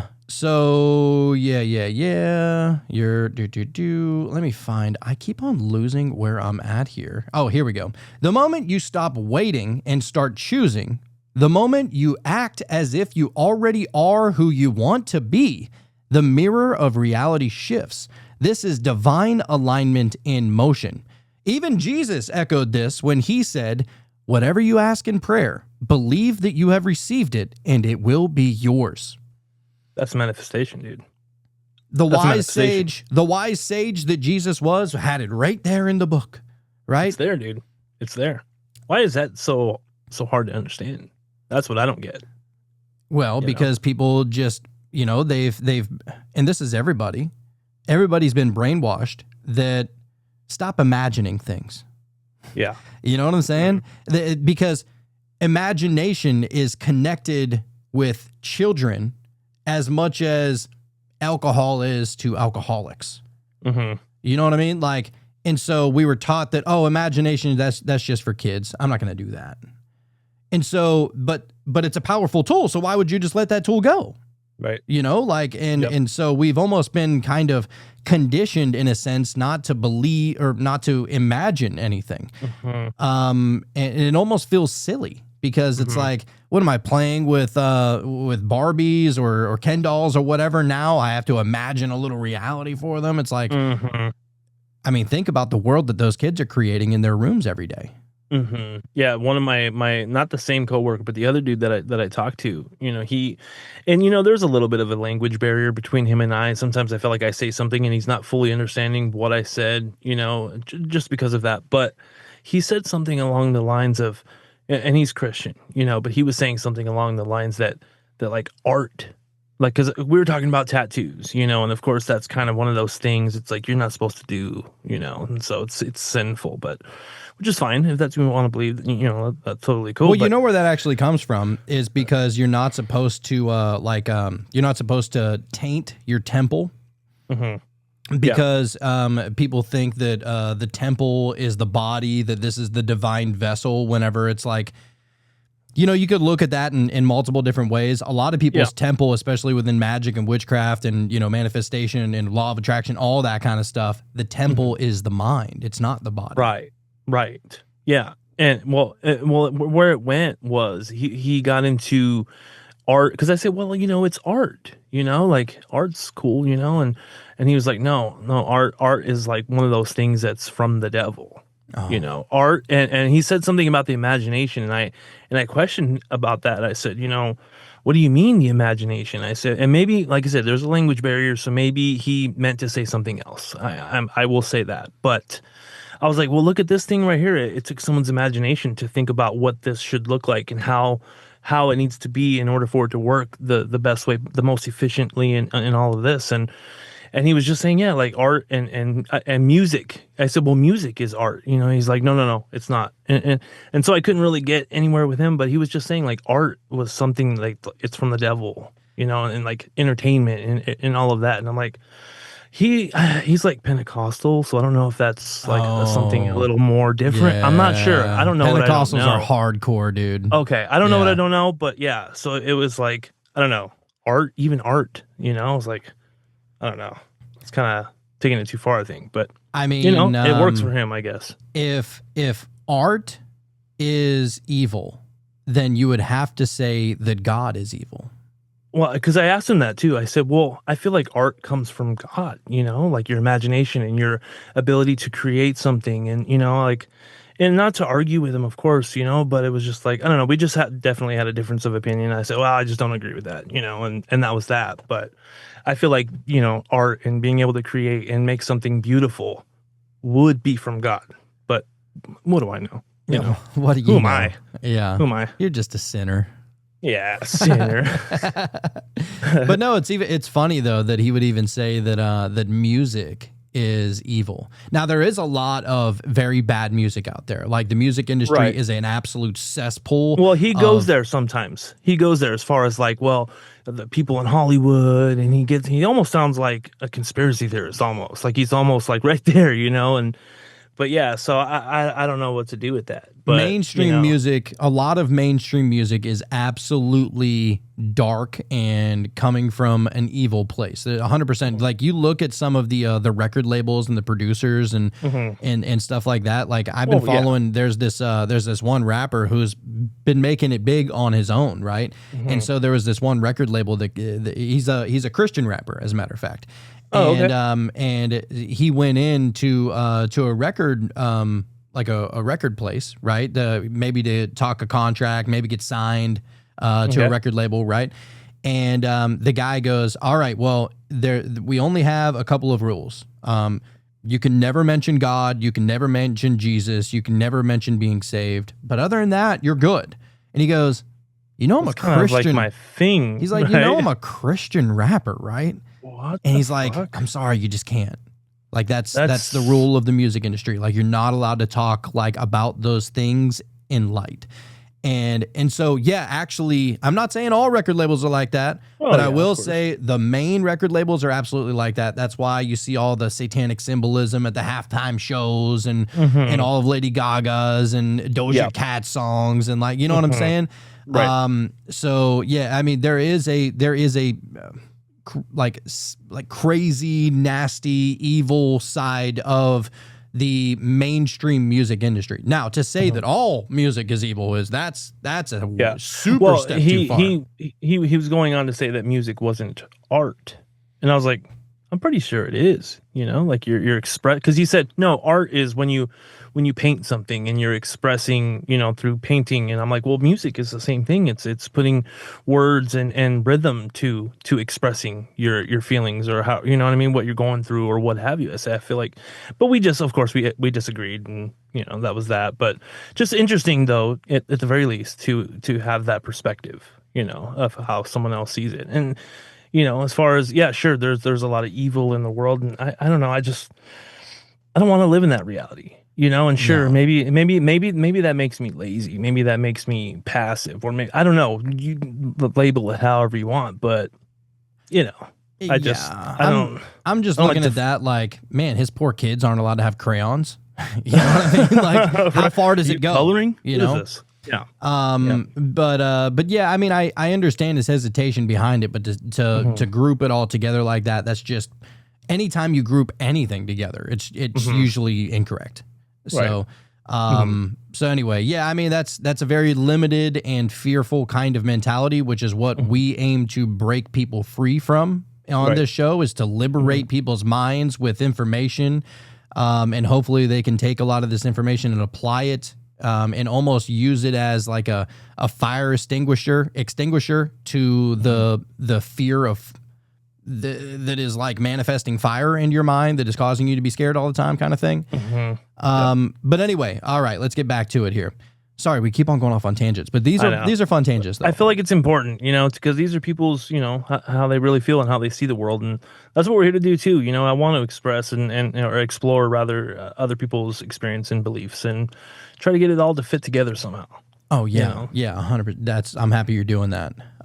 So when most people get stuck is asking why their manifestations haven't shown up. But the real question is how they are showing up right now in subtle ways. Your current thoughts, beliefs, and habits are rituals already casting spells every single day. I'm just kind of going over this last paragraph to get us back in the groove here. The moment you stop waiting and start choosing, the moment you act as if you already are what you want to be, the mirror of reality shifts. This is divine alignment in motion. Then we talked about how Jesus said, whatever you ask in prayer, believe that you have received it and it will be yours. That is not future tense hoping. That's present tense embodiment. So the law of attraction is not about attracting with desperation, but magnetizing through identity shift. You become a vibrational match by stepping into the energy field of your desire. You don't wait for the thing. You become the type of being who already lives there, who already has the thing. Right. Okay. And so if your manifestation hasn't come yet, then you just aren't quite that embodiment of the person that would obtain that. Yeah, and even like Jim Carrey, for example. Funny, literally yesterday, I just showed my daughter The Mask because she'd never seen it before. Right. Oh my God, dude, that movie still holds up. Another I just want to say it. synchronicity right there, dude. Because just 2 nights ago, my wife was like, "We need to show them that," because we were scrolling through the movies, and because I was like, "What are those movies that we wanted to show the kids?" And we were scrolling through, so she's like, "Oh, The Mask. We need to show them The Mask." And I was like, "Yeah, we do." That's so fucking Dude, weird, it's dude. so funny still. Mhm. You know, It holds up. Yep. Yeah, yeah. And so, but yeah, we just watched that yesterday, and I was just thinking, like, as far as manifestations, for example, and I like to bring up Jim Carrey because he has a lot of good examples. He talked about whenever he was a little kid, he used to always like want this bike. And like this bike, all of his friends had it, and it was just the most sick bike. But he grew up really poor. He was like, living in his car, and he's funny, so he made a joke out of it. And he was like, we live in Canada, so I thought we were just camping, Right. And so eventually, he's like trying to, without even knowing it, manifest this bike into his reality. And wouldn't you know it, he ends up getting one for his birthday, the exact one that he always wanted. With the banana seat and everything, right? And the crazy thing is, I believe that he never even asked his parents for it because he knew that they didn't have any money, so he felt bad even asking. And but then he just ended up getting it, right? Right. Another one was, the blank check, right? That he Yes. wrote. Yep. So he goes, you know what? One day, and this is before he ever made it big at all, but he goes, one day I'm gonna make $1 million. And so he just took like a blank check and he wrote $1 million, pay to the order of Jim Carrey, right? And he kept that in his wallet for I don't know how long, a year, 5 years, 10 years, whatever it was, but he kept it in his wallet, and then wouldn't you know it, like his first like big hit film where he made a lot of money was Dumb and Dumber, right? Right. Which he made. Is it Dumb and Dumber? Yeah. Or it wasn't Ace Ventura. Okay, I thought it was Ace Ventura. Okay. I'm pretty sure it was Dumb and Dumber. I could be wrong on that, but they all kind of came around, Besides the came out point. at the same time anyway. But Yeah. but anyway, from that Dumb and Dumber movie, he got paid $1 million, like right on the Right. dot, right? Mhm. And so I mean, call it just coincidence, but he believed in it. He believed in himself. He knew that if he put the work in, he would eventually be able to achieve these things. And so that's kind of how manifestation works. Some people get manifestation wrong and they say, you know what? I'm just going to sit my ass on this couch and I'm just going to try and embody whatever kind of vibration I need to be in that's going to get me this or that. It's like, no, it is emotion and also, but remember, emotion is energy Energy in and motion, motion. right? So you need the energy. You need to get up and be able to do it all and everything, but you also want to incorporate that essence of whatever it is, and that is ultimately the secret to manifestation, essentially. Right. Right. Yeah, I love that story. Because that check was sitting in his pocket, and obviously he's doing the work, of course, but that check was always his. In his mind it was his already. And so yeah, dude. It's perfect. Wasn't no thing for him to just go and cash it. Of course. It's like, there's no, like, the universe or God doesn't make mistakes, bro. You know, like I believe that. That's just how it is. But anyway, and that brings us right to manifestation, creating as the gods did. So manifestation is not about making things happen. It's about allowing what is already encoded in your soul blueprint to emerge in the physical form. It begins with being, not doing. Most people manifest from stress and urgency, but real manifestation comes from inner stillness and belief. It is the divine feminine receiving paired with the divine masculine directing. This is the energetic polarity that births worlds, just like Brahma and Saraswati, Shiva, and Shakti. Just going a little Hindu there. To manifest means to materialize a vibration. You cannot attract peace if you are vibrating in fear. You cannot manifest love if you are steeped in self-hate. Manifestation is not mental wishing, it's embodied knowing. In Neoplatonic terms, the material world is a shadow cast by the form, the higher ideal, the form or the source. Remember, he kind of went back and forth. The form, the source, or the one. The higher ideal. So to manifest, you return to the source within yourself, align with that original intention, and let it express through the field of your life. Practical magic, then, is not superstition, it's embodiment. Want to manifest healing? Speak health into your cells. Want to manifest purpose? Speak identity into your actions. It's not just affirmations, it's alignment. That's the difference between manifesting from ego and manifesting from soul. You don't manifest what you want, you manifest what you are. Yes, dude. Absolutely. God, I love this stuff. So now let's get over to Neoplatonism. In Neoplatonism, all emanates from the one, right? Neoplatonism is the philosophical root of much mysticism and magic, and it teaches that all reality emanates from a single infinite source called the One. The One is beyond name, form, or thought. Everything that exists is simply a degradation of that pure light into more specific vibrations. You, me, the gods, the angels, all fractals of the same eternal flame. Neoplatonism says we are not separate beings on a mission to reach the divine. We are the divine on a journey back to remembering. Plotinus, the founder of Neoplatonism, remember it was Plato and then Plotinus turned it into Neoplatonism. He wrote that the soul falls into incarnation by forgetting its origin. But the path of return is not through religious obedience, but through intellectual and spiritual ascent. You meditate, you strip away illusion, you unify opposites, and slowly the soul returns to its source.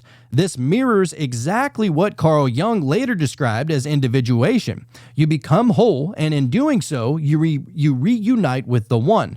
So when you stop asking why and instead ask, how do I ascend back into unity, you are walking the Neoplatonic path.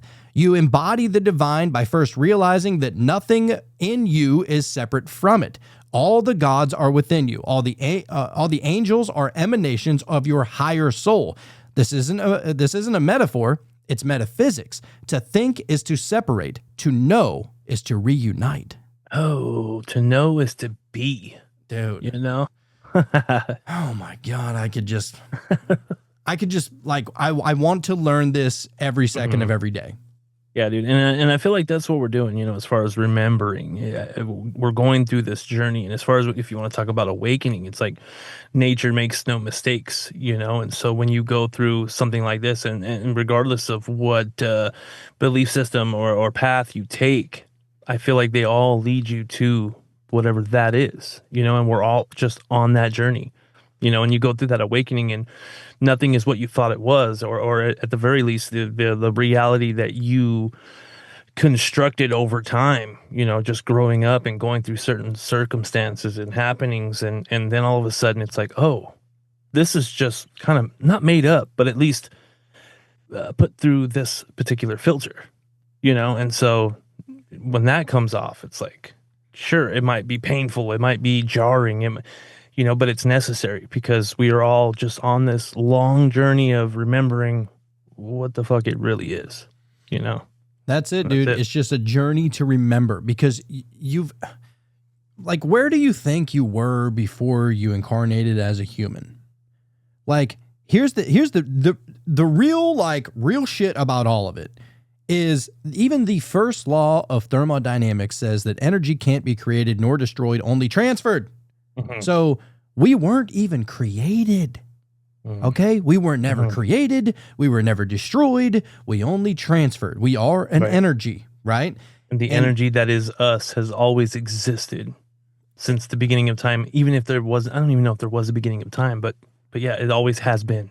It just always has been. Everybody's always trying to figure out, well, you know, when is the end of the world going to happen? Or when was the universe created? Or when is the universe going to end? It's like, bro, why are you assuming shit? Those are human queries, you know what I mean? Because we can't fathom the idea that something has always and will continue to always be. And that's what we are. We are eternal beings. We're living this temporary human life that we are not human. Like we're in a human, but we're essentially like in Venom.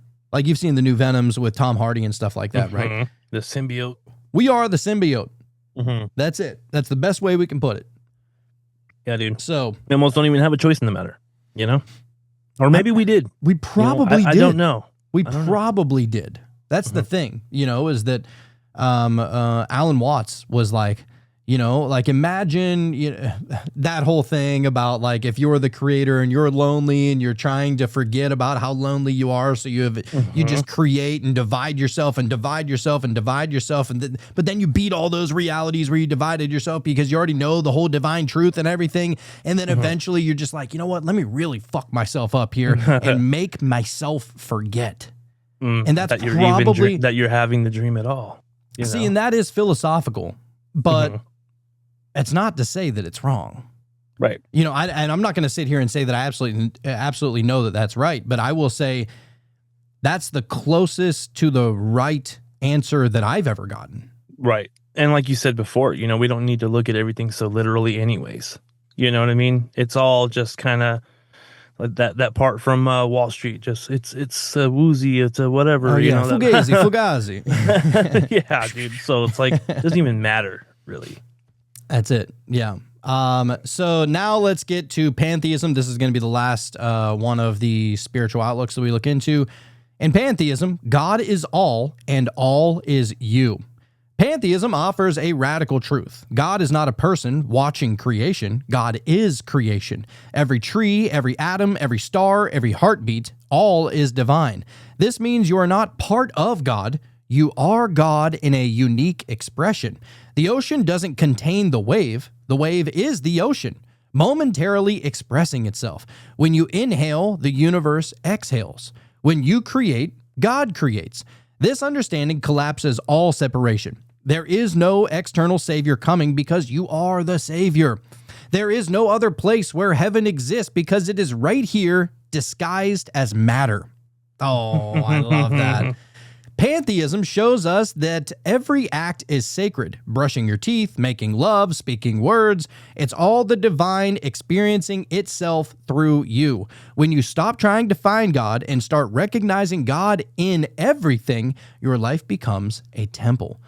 Your life becomes a temple. How about that now? I love it. I love it, but then I also know that that's going to ruffle feathers, you know, for some. That's okay. You know? That's okay. We're not asking everybody to just blindly believe. I mean, look, everybody listening, ourselves, you know, that's everybody here is on their own journey to truth. And some people they find a good resting stop, and that's all they need, and no need to go any farther. Right. And there's nothing wrong with that. Nope. And I don't even want to demean it by saying that it's just a resting spot and it's not even the end, because who are we to say what the end is? You are you are an emanation of God. You are an emanation of the whole. Wherever you decide to stop is the finish line. And that's the right place, of course, because nature and God and the divine, it makes no mistakes. Yes. So Alan Watts once said, God, I love these Alan Watts quotes here. But Alan Watts once said, "You are an aperture through which the universe is looking at and exploring itself." An aperture is like the lens on the camera thing. yeah, right? yeah. Mhm. Love it. That's pantheism. You are not broken. You are the cosmos trying on a human mask. When you ask how you can embody divinity, pantheism answers, be what you already are. Live in alignment with the all, and you will never be out of sync again, because every step becomes sacred. Every breath becomes a prayer. Ooh, some things you just read and Something you get nice chills. about that, dude. You know, really is. Like, Yeah. you're doing what the universe is doing. You know, like when something just isn't going right, it's like, well, you know, that's just what the universe is doing right now. It's what's supposed to be happening, and there's a reason. I just don't know what it is right now. Yeah, well, I mean, and that's all right. I mean, that's what this whole show is about. We're just trying to figure it out, and we may never get there. That's totally fine, Yeah, but we're gonna die trying. right. Okay, so we've talked about how, other quotes and other philosophical insights and religious insights and mystical insights about how to explain the idea of shifting from why to how. So now, how do we embody it in actuality, in practice? How can we literally do this on a daily basis? What do we need to do in order to start living this way instead of just like thinking that it's a cool thing to listen to? Right. Okay. Okay. So the first principle is you are the temple. There's just something about that name, dude, about that word, because, I was adopted whenever I was 3 years old. Yep. And I still have the same mom, but my stepdad adopted me. I don't even call him stepdad. I'm not going to get into all that. He's my dad. Anyway. Right. Yeah. I was adopted whenever I was 3 years old. My original last name is Temple. I just love that. I would never change it back because I'm not trying to dishonor anybody or anything, but Right, of it's course. pretty cool though. It's neat. So the first principle is you are the temple. Before you do anything else, the listener needs to understand this. You are not seeking divine power. You are the vessel of it. This reframes everything. We're not reaching upward. We're reaching inward. So we have a daily practice here. You need to build your inner altar. Inner altar. We're not saying, you need to go get the sword and the shield and all that. Like you can, but literally, even in magic, whenever they have all those things, they only have them as symbols that they can see and use in their meditation. They're just physical representations of what they're going to see in their mind. That's it. Right. So you want to build your inner temple. The quote here is, gods don't wait, they create, and creation starts in silence. What does That's a that solid sound one. like? Yeah, buddy. Yeah, man. So what you would do to practice this, you would sit in stillness for 10 to 15 minutes each day, whether it's listening to silence, stillness, whatever, meditation even. Give yourself 10 to 15 minutes a day. It's not a lot. All right. Literally, some people take 40 minutes on the shitter. All right. You give yourself 10 minutes, doing nothing. Yeah. Break yourself off a piece, Yeah, exactly. And as you sit in that stillness for 10 to 15 minutes every day, visualize your spine as the axis mundi, which is the world tree or the stairway to heaven, also known within Norse as Yggdrasil, or the tree of life, the Kabbalistic tree of life, whatever you want to look at it. Okay. The world tree, the stairway to heaven. Breathe into your heart center and say this internally. I am the source. I am the spark. I remember who I am. Just say that. That's heavy. That's that. So this trains the nervous system to recognize stillness as power, not passivity.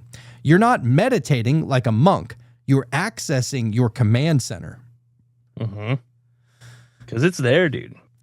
Dude, we've experienced it. It's absolutely there. Nextly, you would want to use divine speech. Everybody knows this one, and if you don't, now you do. Thought plus word, so a thought plus a word out of your mouth equals manifestation. Okay. The quote is, the gods created with the word, so do you. Your voice is your wand. If you speak limitation, you cast limitation. If you speak truth and alignment, you reshape your reality. So, how would you practice this? You would practice this by beginning each day with spoken intention. Very easy. You're just saying things. But you'd say these 3 things. I walk in power. I carry divine insight. I harmonize with universal law. So you would use this formula. And so it's actually a formula right here. What do I want plus what do I need to become equals you would speak as if it's already done. Okay? Okay. So what do I want? What do I become? Or what do I need to become? And then you would speak as if you already became that. Right. So the And when you're exam- speaking, I mean, that's just vibration, you know? everything.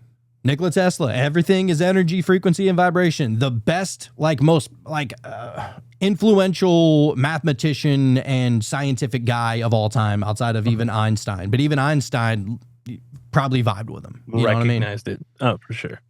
Real recognize real. So an example of this, what you might say if you're trying to, what do I want? What do I need to become? And then you'd speak as if it's done. An example of that would be, I am becoming the version of me that heals others with presence and brings wisdom with every word I speak. Just say Great. that. And not Great. only just say it, you literally want to, you don't believe it. You don't have faith in it. You know it. Okay? Mm. This is the line. You don't This gotta is the line. believe if you know it, right? You be it. You know it. You are it. What you say, as it just said, your words are your wand. Okay? You're fucking Mickey Mouse out there. You got a wand, and the next thing you know, whatever you want happens. So I am becoming the version of me that heals others with presence and brings wisdom with every word I speak. Of course, you can write out your own spell or your own, affirmation or whatever. And so you say it every day. And whatever you're trying to become, you say it every day. Eventually, those words are going to vibrate back to you. And eventually, you start becoming that. And see, this is, I think, people might find that hard to believe, but we were just speaking on the negative affirmations that you tell yourself. If you're stressed out or things just aren't going your way, and you have that little voice in the back of your head that's just like, you're a real piece of shit, and and then you start to see more of that proof that and so you're already, you might already be doing that, and so. But it's just harder to believe that you could flip that on its head and do it the other way and make something positive. It's because not as many people do it. It's just easier for whatever reason. We've gone over this. That it's just so much easier to do it in a more negative way. And so, Yeah. I mean, it's the same thing, dude. It's the same thing. Same thing. And a lot of these sayings we've heard throughout our whole life. How about this one? The guy who thinks he can and the guy who thinks he can't are both right. That's right. You remember hearing also- that as a kid, right? Yes. And I've also heard, people say, like many people that we've even had on our podcast on their shows, saying that when you speak about your problems, I mean, you're literally using that vibration we were just talking about. You're speaking your problems out into the universe, and it's like whenever you talk about your problems seem to persist or even get worse. And so you're already doing it, just flip it. Exactly, dude. And there's actually for the biblical people out there, there's actually things within the Bible, like even I think Jesus was trying to basically teach people how to fast correctly. And one of the things that he said was, he goes, look, whenever you're fasting, don't tell anybody. Don't say a word about it, because everything that's going to come out of your mouth, you are going to be so poor me. It's not even going to be funny. Don't speak that, because literally when you're fasting, defeating the purpose. Dude, fasting is to get rid of things. And so now whenever you're speaking, oh my God, I'm so hungry, or if somebody feel bad for me, Attaching. you just injected more poison into your body. Right. That's all you Right. did. Mm-hmm. Yep. So it says this isn't fluff, it's neural reprogramming plus vibrational calibration. Right. Perfect.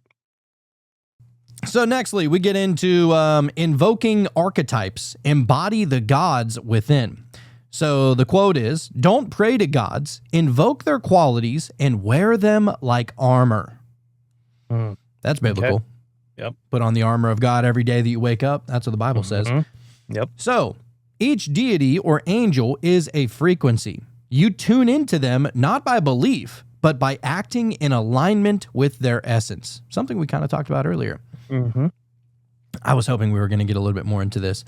So the practice that you would do to achieve this, you would pick a divine archetype each week. Maybe you want to call on Athena or Michael, Archangel Michael, Thoth, whoever it is.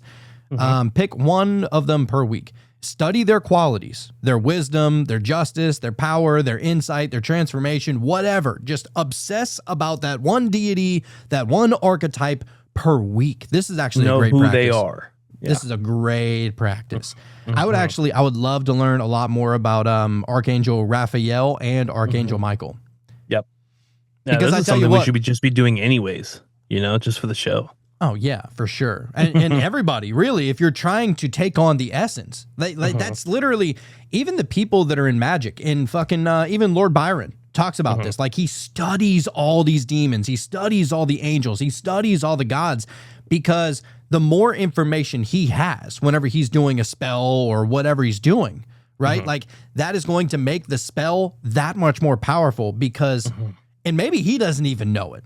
You know what I mean? But this is actually what he's trying to do, is that he's trying to paint a more clearer picture of that energy, that person, that deity, that God, whatever, so that now you can even more fully encompass the essence of that character. And, You know what I and mean? just like they say, like, know thyself. If you want to become the best version of yourself, you got to figure out who you are. So if you're trying to embody some type of energy from some other, archetype or what have you, of course you're going to want to know what that even looks like. And now you know what it looks like and what it should feel like and what you're capable of when you successfully embody that. Dude, I know people who, what do they call? Jacob calls them chicken soup for the soul Christians, which are basically like Christians that they might read a verse and they're like, oh my God, Jesus is literally the best, kind of thing. That really, they don't really know a whole lot about the Bible. They never really read a verse themselves. They only go to church on Sundays. Like, he calls them also the Creaster Christians, which are basically the Christmas and Easter Christians, which I think is pretty funny, actually. But even a lot of those people, like, their faith in Jesus or their faith in God or their faith in their biblical understanding, even if no matter how minute it is, they're still seeing like miracles and manifestations and all these crazy things, right? But maybe it would get a little bit more deep the more you understood it, right? So in this way, if you really took on the full essence of this character, well, how are you going to take on the full essence of a character? You don't have all the information. Well, what I was just saying is that even if you have a tiny bit of information about said character, you can still encompass even that little bit of essence, and it still works. So imagine what happens whenever you start to you obsess about one character for an entire week. Oh my God. You're going to be so unstoppable. It's going to be insane. You're going to be fucking calling lightning strikes out of the sky, dude. It's going to be crazy. It's going to be weird, dude. It's going to get weird. And it's really interesting too, because you mentioned Jesus, and whenever something scary happens, and people just even people that may not even be that religious, might even think of, depending on how scared they are of what's going on, they might say his name as well, because like it seems like somebody that would kind of have the ability to embody all of it. You know what I mean? Like, what is it that Jesus can't do that one of the other archetypes can do? So it's almost just like it's a go-to. You know what I mean? Because he's the man, right? It's the full-on, like, The all-encompassing. dude, he's the wild card. You can use him as anything. Yeah. You know what I mean? Yeah. And even like El the Alchemist. I mean, it's Jesus. Of course he's going to help you. Why wouldn't he? Right. Yeah. And even El the Alchemist, whenever he was like, yeah, I mean, whenever I go in and I go into people's houses to do exorcisms and stuff, he goes, yeah, I mean, if you're a Christian, I'll call on Jesus, I'll call on any angel, whatever you want, and it works. And he goes, but the thing is that, if you don't really care who I call on, I'll also call on Satan, and it works the same exact way. Right. Which, do what you will with that. I mean, if it works, it works. But I mean, not for me. But you believe, that's the thing. It's because he believes that it works. Yes. Then it will. That's what it takes. That's the elixir right there. You know? Yep. So, where were we? Okay. So you would pick a divine archetype each week. You would study their qualities. And then each morning you would declare this sentence: I embody archetype name. I walk in archetype name's power. So for example, I embody Thor. I walk in in his strength or whatever, right? Yep. And then throughout the day, you would ask, how would this being respond to this situation, or WWJD? Am I right? Over time, these frequencies rewire your character. Yeah, of course they do. Yeah. Like if you're going to go into a situation where there's like some big wigs in the room, you know, and you don't want to shrink down. You don't want to, you know what I mean? You want to stand in your power. Of course, if you call on Thor and you're going to walk in there, you're going to be standing a little more taller. You might even feel as though you got a little more muscle mass. Who knows? You know what I mean? But it's going to make you in your mind feel as though you were embodying that you know, what power looks like and what somebody that needs to be respected. Dude, I tell you what, this has been literally ever since I was a little kid, and I've always been so suggestible. And I try to be that way even in reality. Like, for example, whenever we have a guest on here or a guest on the Cult of Conspiracy, whatever, whenever somebody is telling their story, they have a conspiracy, they have an opinion, they have a theory, they have a this, they have a that. I assume that every single word that they are saying is absolutely correct, not because I'm just willy-nilly ready to believe in every single thing, but because I know that in order for me to get on the same wavelength and to try and understand it from that person's perspective, I need to believe every fucking word that they say. That's just how my mind works personally. Is that not what we're talking about right here? That like literally like, so in essence, I'm almost kind of literally in essence taking on their essence in order to see through their eyes. Exactly. Yes. And that's exactly what, that's what I've been going through lately, dude. When I'm talking to these guys and they believe so much in what they believe in, I'm not so much looking for something to tell them to make them like think that they're wrong. I'm talking to them in their bubble, you know, out of and genuine curiosity. That's interesting because I want to know more. You know, I want to just understand that as much as I can, you know, so that I can even understand myself even more. I feel like that's why we interact with other people. Because like you said, the mirror, you know, that's it. It's all a mirror. Every single, even my hand is a mirror.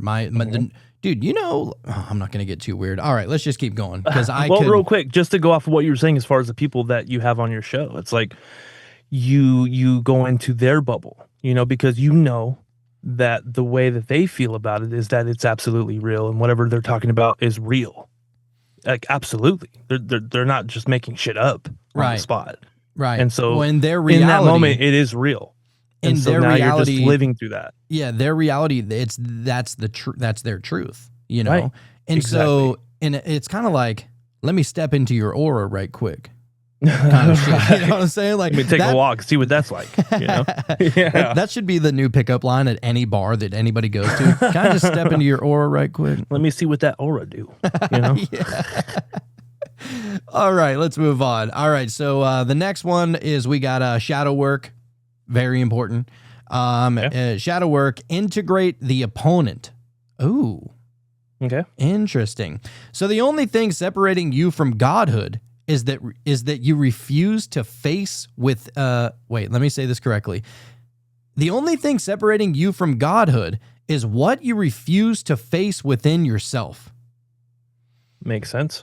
Wow. So no god or mystic ever ascended without descending first. To become whole, you must integrate shadow, the fears, the wounds, the habits, and the lies that block your light. So how would you practice at working on this? Of course, there's journaling. So you would ask yourself a couple of questions. You'd say, what part of me do I fear expressing? And what belief am I ready to release today? So you journal this. And then, so you'd ask yourself the question, maybe pick one, right? Just focus on one thing at a time. You're not trying to crush the whole thing in 1 second. Yep. And then you would sit in meditation and you would call forth a painful memory or a part of yourself. and you would say, I see you, I forgive you, I reclaim your power. Wow. That's solid. That's we should have started there. Yeah, I think that's the first move, man. You can't yeah. can't build a house on some shitty foundation. No. You know? You got to redo that foundation first.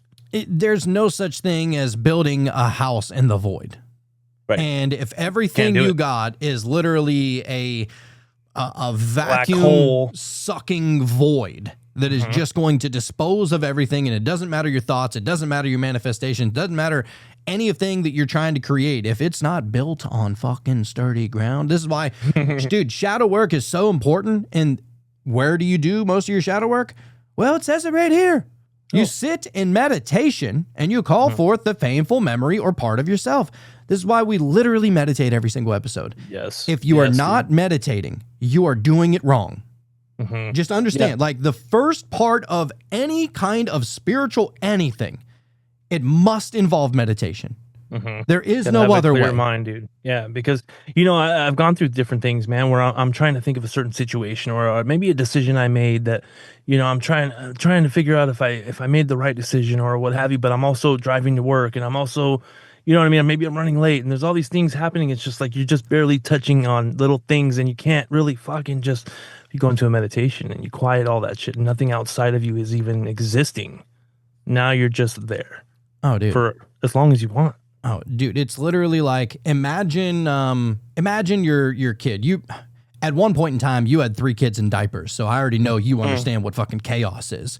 Dude, towards the end, dude, we were just buying one size for it fits all, dude. I was like, you know what? I'm not doing the 3 different sizes. It could be a little big, whatever. But you remember how having 3 kids in diapers, nothing could ever be clean. Nothing could ever be organized. Everything is always fucking messy. Chaos. Every single thing is chaotic, right? And so just imagine it like this. Let's say your kids, they go into like your game cabinet. Let's say you have a game cabinet, right? They go into your game cabinet, they open up the box of dominoes, and what they do is they empty out the dominoes and they just fucking scatter them. Right? Like they're just tossing them all like they're frisbees. Just like, there's the 6. We're going to toss that one in the toilet. There's the 3-1. We're going to toss that one in daddy's pillowcase or something like that. Right? Yep. And you're like, oh my God, I'm never going. Dude, there's so many dominoes. There's no way I'm ever going to be able to find them. You know what? I'm just going to start throwing them in the trash because there's no point in even picking any of this shit up because nobody wants to build a puzzle. No, it's like the people that buy puzzles from the Goodwill store. Like, that's a risk. Yeah, that's you know a what I'm risk, saying? dude. That is that's one of the riskiest things you could do. Right? We're on the fence about using the Ouija board, but we're both against buying a puzzle from Goodwill. Yeah, you There's just don't no do way. it. Yeah. You're setting Or yourself a up. Lego set for that matter. Yeah. You're setting yourself up for failure. for Right? for disappointment. Yeah, dude. But imagine, so we're going to use the dominoes as an allegory for all of our shit that we haven't dealt with in our life that is all stacking up and just building one big shit mountain, okay? Yep. And it's all scattered everywhere, and you don't even know where to start because you can't overwhelming, see man. the top, and the base is so damn wide that it's literally going. You're gonna have to manifest God powers just to be able to fucking try to take all this down. So all those dominoes, they're scattered everywhere, and you don't really know what to do. But what you could do is go into meditation, right? Once you're in meditation, bro, not only, and I don't mean this literally, nothing in this show is literal, so don't take it literal. Everything's allegorical. But whenever you go into meditation, those dominoes, if you shut the fuck up for 10 minutes, if you just shut it off, like completely just say, I don't even give a shit what my thoughts are. They're not me. They're not anybody. All they are is remnants of past thoughts or whatever, right? Yep. Just turn it off for 10 minutes. Dude, those dominoes fucking jump back in the box. They don't even care where they're hiding. They don't care if they're in your pillow. They don't care if they're in the toilet. They don't care if, they're whatever drawer they're in. Doesn't matter. You don't even have to find them. They just jump back in Present there. themselves. And somehow the lid closes. It shoves itself back in the drawer. And it's almost as if the kids didn't even throw them around everywhere. Yep. I love that. That's literally... That is how meditation works. So, not that I love that. Not that I'm the first person to say, how meditation works, but that's my own.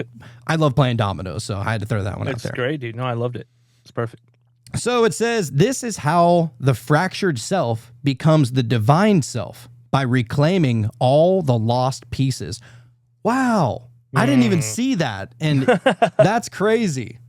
Maybe I subconsciously saw it. I don't know. Maybe. Yeah, who knows? That's weird. So the next one is sacred ritual. So you would turn daily acts into divine practice. The quote is, gods don't have to do more. They do everything with presence. Don't think that you need robes or candles or temples. Every act becomes divine when done with awareness and intention. So the practice you would do, you would make some tea. Not shroom tea, just black tea, whatever, doesn't matter. Make some tea, say a prayer as the water boils. Then you would take a shower.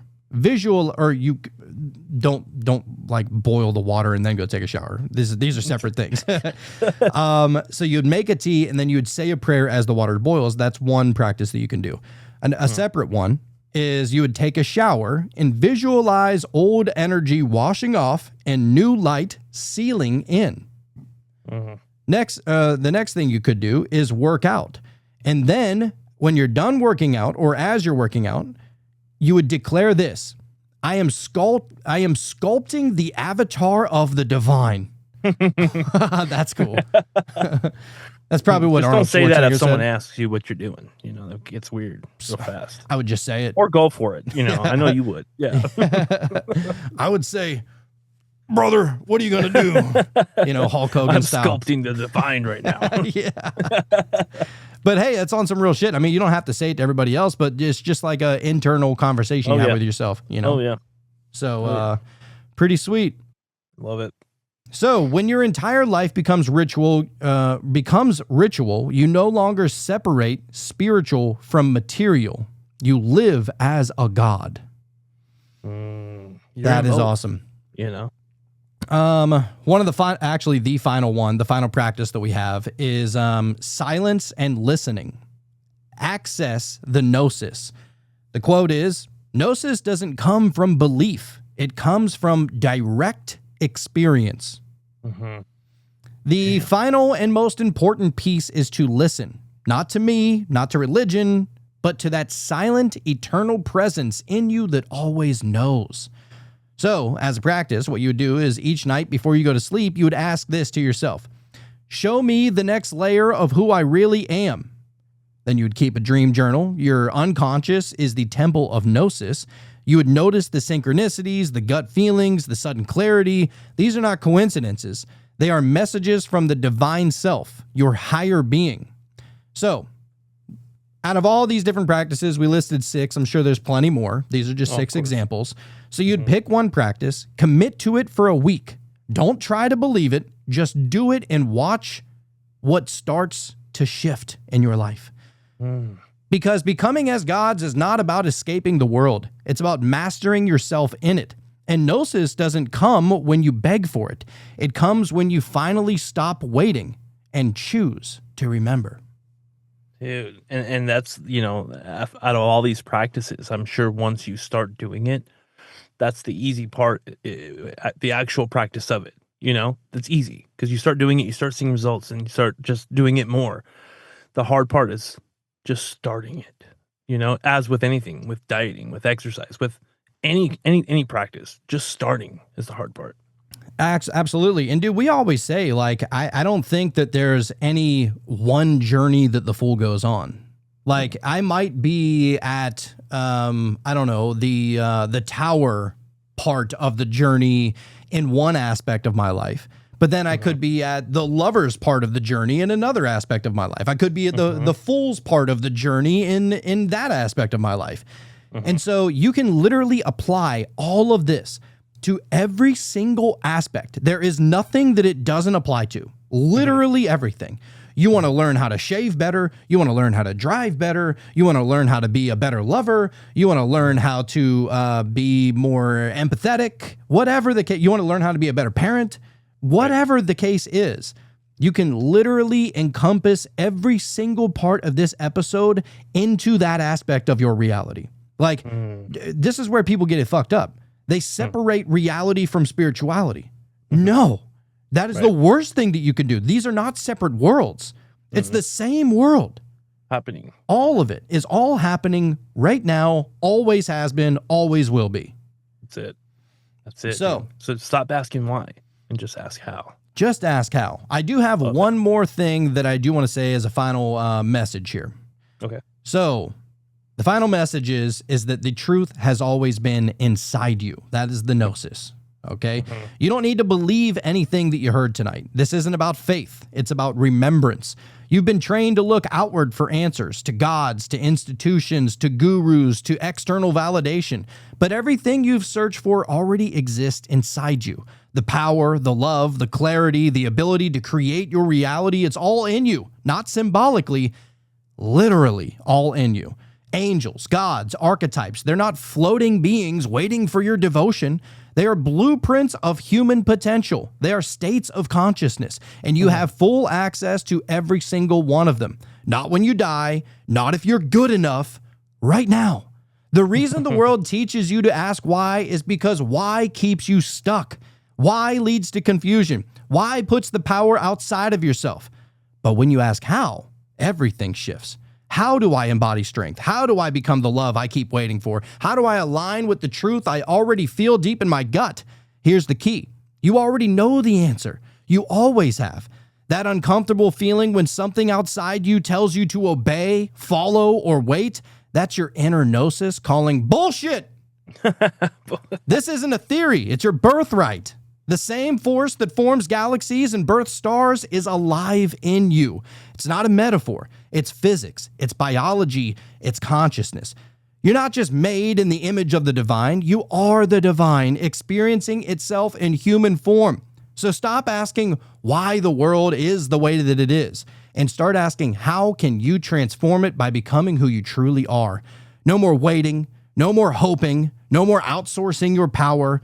The gods didn't create you to worship them. They came to remind you that you're one of them. Now you know, not because I told you, but because you felt it all along. And I do want to say this, and this is where your awakening just began, okay? But it doesn't stop there. Now that you have sparked the inner gnosis, what do you do with it? That's the question. Dude, beautiful. I love that. And if this is somebody's first Meta Mystery episode, wow. I hope so. They're just going to be a little disappointed when they listen to like episode 1. You know what I mean? They're going to be like, wow, these guys have come a long way, I think. You They're know? like, wait, Dude, episode 1, fucking- why are they talking about conspiracies? What the fuck? Who is this guy? Yeah. That's fucking funny, dude. I got a tarot card if you're ready, man. Let's go. And I think it's kind of interesting, just the imagery of this. But it is the 6 of Pentacles. Sorry, I had to try to think of what they were called. The We love pentacles. Pentacles, though. Yeah, I was like, I wonder if he's going to say the card that I'm on because I was on the 6 of Wands and you were like the Oh, 6 shit. of, and I was like, oh shit. So the 6, And real quick, it's kind of just interesting, you know, because the image is of this dude like holding I forget what that thing's called, but he's like dropping some breadcrumbs. It looks, at least it looks like breadcrumbs, you know, and it's like, I don't know. I feel like every episode we just stumble upon just a couple more breadcrumbs. oh wow, this meaning of this card is absolutely perfect for this Is it? episode. Oh, fuck yeah. Holy I was hoping. shit. All right, cool. The 6 of Pentacles, giving and receiving opens the flow of prosperity in your life. Always give what you would like to receive. Wow. Right. You are met with generosity and even exchange when you draw the 6 of Pentacles. In this card, a wealthy man offers coins to people who are kneeling before him. His body position is above theirs, yet he holds a scale in his hand as a reminder that equality is important, as is sharing what you have with those who have less. This card is much about giving generously as it is about receiving graciously. Altruistic and genuine acts of support are the hallmarks of this card. The spiritual message behind it says an inheritance or unexpected gift is coming to you, or you're considering donating to charity or someone in need. Consider passing along items from your closet or home to those in need, since doing so will create space to receive from other sources. The meanings of this card, is generosity and sharing resources. If we didn't just share a resource, I don't know what we shared. Yeah, dude. And as far as, putting in what you're trying to receive or trying to get out of something, we're talking about trying to learn how to play an instrument. Well, you got to put in those hours of practice and really immerse yourself and put in that time to receive the ability to play whatever instrument that is, and yeah, dude, I couldn't think of what he was holding because for some reason I thought there was like some fancy name for it. And you're like, he's holding a scale. I'm like, I'm a fucking idiot. I just thought there was like a fancy name for that type of anyways. I mean, it's like a Libra scale kind of thing. Yeah, dude. That was great. But yeah, it says the numerology for this card is 6. Obviously, it's a 6 of Pentacles, which stands for harmony and generosity. Love it. And if I think this that's show what the world wasn't, needs more of. dude, if this show wasn't about harmony, Dude. it's literally about synthesizing your energy and connecting it and merging it with yourself as if like you're the human version of the avatar, connecting your hair to the tail of the dragon avatar. Mm-hmm. You're just connecting with the energy of that thing to be able to move it, guide it, demand from it, whatever you need from it, right? You're just embodying that. So, how are we going to apply this to our lives? I mean, I'm not saying that specifically to you, but I'm just saying, like, is there a way that we can embody this and practice this, ritually, daily, however you want to look at it? But I hope that everybody got a little something from this. I definitely did. I spent so much time researching for this episode. Oh, it looks like it, dude. It really shows, man. There was a lot of passion, and I feel like that people are going to get something out of it. Not to persuade them that what we're saying is right, but almost not the opposite of that, but just that everybody's kind of right, and that whatever reality and whatever thing you want to put your mind into, then that's the right one if you really want it to be that, and if it brings you peace, and we can all get along, man. That's it, dude. I mean, whether you're somebody who believes in fairies, elves, it doesn't matter. I mean, all of these things exist on a personal level to you, and that's really all that needs to exist. Yes. You don't need, whenever you were a little kid, you didn't need validation that your imaginary friend was real from anybody. Right. You didn't need validation that your Barbie had somewhat of a weird attitude to her, right? Like you just gave her that. Or if you I don't know, whatever you did, whenever you were a little kid, you applied imaginations to these things. And that's all this is saying. You are taking an imagination, an archetype of a person, of a deity, of a being, of a whatever. And instead of expressing that imagination outwardly to the toy or the doll or whatever you did when you were a little kid, you are now incorporating that energy and you're wearing it literally as an armor. You're wearing it as the skin of that person. Like, I mean, that's dude, I think that this has to be right. Like it feels right to say it. Oh yeah. And the one thing I wanted to say too is that, no matter what, we are all connected for sure with only the illusion of division. That's all. That's all it is, dude. It's so all don't even illusion. trip. Don't even trip. Don't even trip because you're already tripping. Right. Probably. So, I guess we're going to get to the meditation here. I don't know what meditation we're going to get to, but if you want to be able to listen to our meditation and also be able to join us every Wednesday night for the Wonder Wednesday show, you want to be able to slide into our DMs. You want to be able to get the shows literally the day after they drop instead of waiting 4, 5, 6, 7 days until they release on YouTube or on the podcast players or anything like that. You want to be able to listen to the shows completely commercial free while watching, the video of us or the guests, or sometimes we pull up articles or videos or anything like that. You want to become more fully inclusive and completely immerse yourself into this gnosis, into this learning, into our own journey of whatever kind of path that we're on. You want to join us in this. then it is patreon.com/metamysteries. That is the best way to be able to support us, and we appreciate all of the one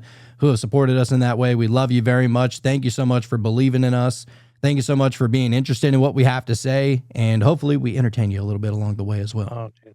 Very beautifully said, dude. And I just want to say one more thing, dude. I love this shit. You know? I do love it. I do love it. So yeah, I guess we'll wrap it up right there. We're going to get to the meditation. For those that are joining us on Patreon, just hang tight here for a minute. But if you can't join us on Patreon, or you haven't joined us on Patreon, then this is where we leave you. And what we like to say is that if why left the building and how came back home, and this is what it taught you, it's that you don't know what you don't know. So don't just get weird. Stay weird. Open doors inside your mind. Leave the ordinary far behind. Colors swirl and stars align. In the meta mysteries you'll find. Oh yeah, baby. That's where it's at, you know? I love that long one, dude. That was great. Yeah, isn't there something a little more to that? You know, you start to, I don't know. For me, I felt like were certain things like illumination, you know, like it was kind of flickering and like getting a little brighter and then kind of dimming away. Like, I don't know, like I was observing some sort of light, you know, whatever you want to call that. But You had to say illumination, didn't you? yeah, of course. Because You know I I was did. legit just thinking, I was like, oh, that's funny. I'm wearing, so obviously y'all know I have a conspiracy podcast. So this shirt I bought for jokes, and it's it has an owl on it, and it says Illuminati confirmed. Just I'm gonna wear it to Bohemian Grove just to ruffle some feathers. But but I was just thinking at the end, I was like, oh, that's funny that, you know, I'm wearing this Illuminati shirt, and I was like, well, what they say the Illuminati is supposed to stand for, not saying that it does, is that it just means the illuminated ones. Mm-hmm. You know, like the path is lit, like there's a light that kind of goes off, and then you're like, yeah, I'm just feeling a little illuminated. I was just thinking that. That's so weird. Really? Yeah. Yeah, dude. Like I said, those longer meditations, I feel like that's just when some of the strangeness starts to happen. You know, you start to detach and let go of this physicalness of it and just go into the illogical space, you know. And then I started to think about that, and I was starting to think of some of the understandings that we do have about space and all that, depending on what you feel about space. But just the fact that, at least to what we understand, that our own galaxy is 100,000 light years across. Okay, this is Hold on, what are you fucking with me right now? Were we thinking about the same things in this meditation or what? I don't know, but Go ahead. I want to hear it. Maybe. Well, I was just thinking, you know, not that I've got any answers or nothing like that. This is just more of a being in some sort of awe of the fact that we exist, at least in, you know, within our own galaxy. It's 100,000 light years across. And so, I mean, you can't even really fathom how much of a distance traveling at the speed of light for 1 year, how far away that is. You just really can't understand how far that is. But 100,000, you know, and somewhere within the dust of that, we're here thinking about it, you know, and it just, I don't know. I was kind of putting myself there. Like I was actually kind of just floating out there looking at it and going, holy fuck, you know, like we're in there somewhere, you know. And I don't know, no answers, but at least it was a cool experience. Oh, that's all it's about, is just trying to get out there and see where your mind is capable of going. You know, and what's awesome about it is that you don't have any limitations when you're in meditation. There is no such thing as a limitation in a meditation. Right. So you want to go out to a far, far away galaxy or whatever. Takes it's no like time. I mean, a light second is nothing. Right. A light year, 100,000 light years doesn't matter, dude. That shit, you traverse it by thinking it. Mm-hmm. And that's, I mean, maybe it's almost an allegory of this own, you know, quote unquote physical reality that we live in, that things that seem like they're so far away are always right now anyway. Right. And I also thought about that too. Like within the meditation, I was thinking, well, I mean, how far away from this galaxy do I even need to be to even have the full galaxy in my field of view? And so that's probably who knows how many more 100,000 light years away from that, just to have that, you know, and just for the same reason why we don't have like a full picture of the Earth is because it's, you know, it's so big or whatever, depending on what you believe, you know. But, you know, yeah. And so, but I got there with the quickness, like instantly. It wasn't like, oh, let me get out farther away. Let me take some time to, no, I was just there looking at it and going, holy shit, you know, like whatever this fucking thing is, it doesn't make sense that, you know, to think about it logically, that we even exist and can form thoughts and to, contemplate it all in the first place, you know. You know what's funny too is that stars, I think in the Bible, stars are called the illuminated ones. Oh, right. Oh, shit, of course. Isn't that funny? Yeah. Yeah. But I also wasn't thinking necessarily about that, or I didn't go to that place, but I was thinking about like the stars and stuff like that. And I was thinking about like, so within like Mormonism, we've talked to like a bunch of different Mormons on the cult, right? Okay. And I believe, I could be mistaken, but I'm pretty sure that the Mormons believe that whenever they die, whenever they like go to heaven and stuff, that they become their own planet or their own star. Maybe that's in Scientology. I might be getting Maybe mixed that's up. in Lion King. That's what I'm thinking. But Both, anyway. yeah, all three of them. Right. But you would become your own star, and I was like, well, how would that work with the understanding that we have now? You know? And I was just thinking like, dude, I mean, wouldn't that ultimately be like a heavenly state? Like, you don't have to go through any more obstacles. You don't have to learn anything more. Like there is no more like good and bad and light and darkness. It's just that you literally become a light source yourself, and you are now shining in the darkness for anybody else that needs that guiding light. Isn't that something that somebody or something would do when you get to that stage of you don't need any more? Now you just have enough to provide for others. You know what I mean? And so in a spiritual sense, anyway. I mean, you literally become that frequency and that light. So you think about like people, like Nick, for example. I always think about him whenever we're talking about the stars, because he, you know, the Pleiades and stuff like that, and the Seven Sisters, and you know that light. And it, you know, it's interesting. It's in the Taurus constellation, and it seems to be like almost nothing whenever you're looking up, because it's the faintest of it's literally like a cloud of stars, because they're all so close together.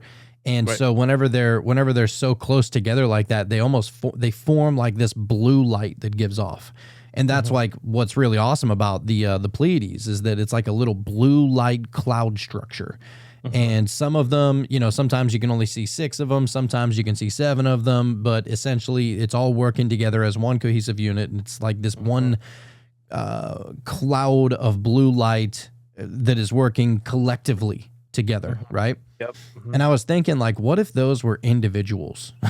You know what I'm saying? Like an individual soul, an individual spirit, whatever you want to call it, right? Yep. And could that be what is communicating with Nick and people that communicate with the stars and certain constellations and stuff like that? That they're not necessarily beings, that they are the stars, but the stars themselves have their own level of awareness that you can like match up synchronistically to, and almost like communicate with them that way. Because isn't that what we just talked about? How you can synchronistically embody the frequency of whatever it is that you're trying to communicate with, and you become that, right? Yeah. So maybe Nick's on some shit then. I don't know. Yeah, dude. And if you think about it, you know, think about our star. It's nurturing. Like it nurtures the earth, and the earth provides food for us, and then we eat. And so, you know, you look at it that way, as far as a star putting off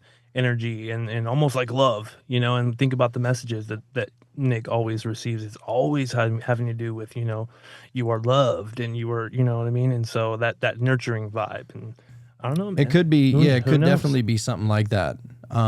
which is an interesting thought. I almost want to do a little bit more research, but I was also thinking, like, all right, if we're going to try this on for size and actually play with it to try and test it, maybe we're just crazy. Maybe we don't have any idea what we're talking about. Maybe we're living in fucking fantasy land, right?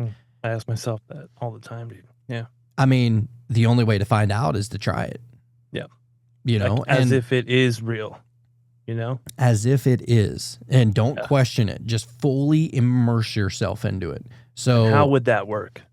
And that's what I was thinking. I mean, it just said, like, take a week and completely immerse yourself into the studying of any archetype at whatsoever. And the more information that you know, the more information that you can almost like latch onto and start to be that. Embody. Right. And so I was thinking, man, I don't know, Odin, Loki, I don't want to do that. That sounds fun, but what am I going to learn from fucking Loki, god of mischief, Right. And would be fun Probably for sure. I'm sure. But I'd probably get in some trouble, and I don't need that in my life. Yeah. And so I was thinking, dude, and I said it before, but I'm going to do Archangel Michael. Yeah. Yeah. All right. Yeah, because I was just sitting there thinking, like, which one? And I was basically whenever I'm in meditation, that's whenever like my, I don't know, like my senses are working better. Yeah. You know what I mean? Like that like gut feeling is so much more prominent inside of a meditation. And so I was just like literally filtering through my mind, almost like it was like a Rolodex of names kind of thing. Or like, I was like, all right, Odin, Thor, Loki. And then I was like, who else can I think of? Jesus. I was like, I already know a fair amount about Jesus, but it would be fun to try that too. Just be like, instead of being a follower of Jesus, become like Jesus. And then maybe you start healing and maybe you start doing all these fascinating like miracles and stuff like that, which would be fun. But the one that I really felt like most connected to was Archangel. And then I thought Archangel Michael, and it was like that one.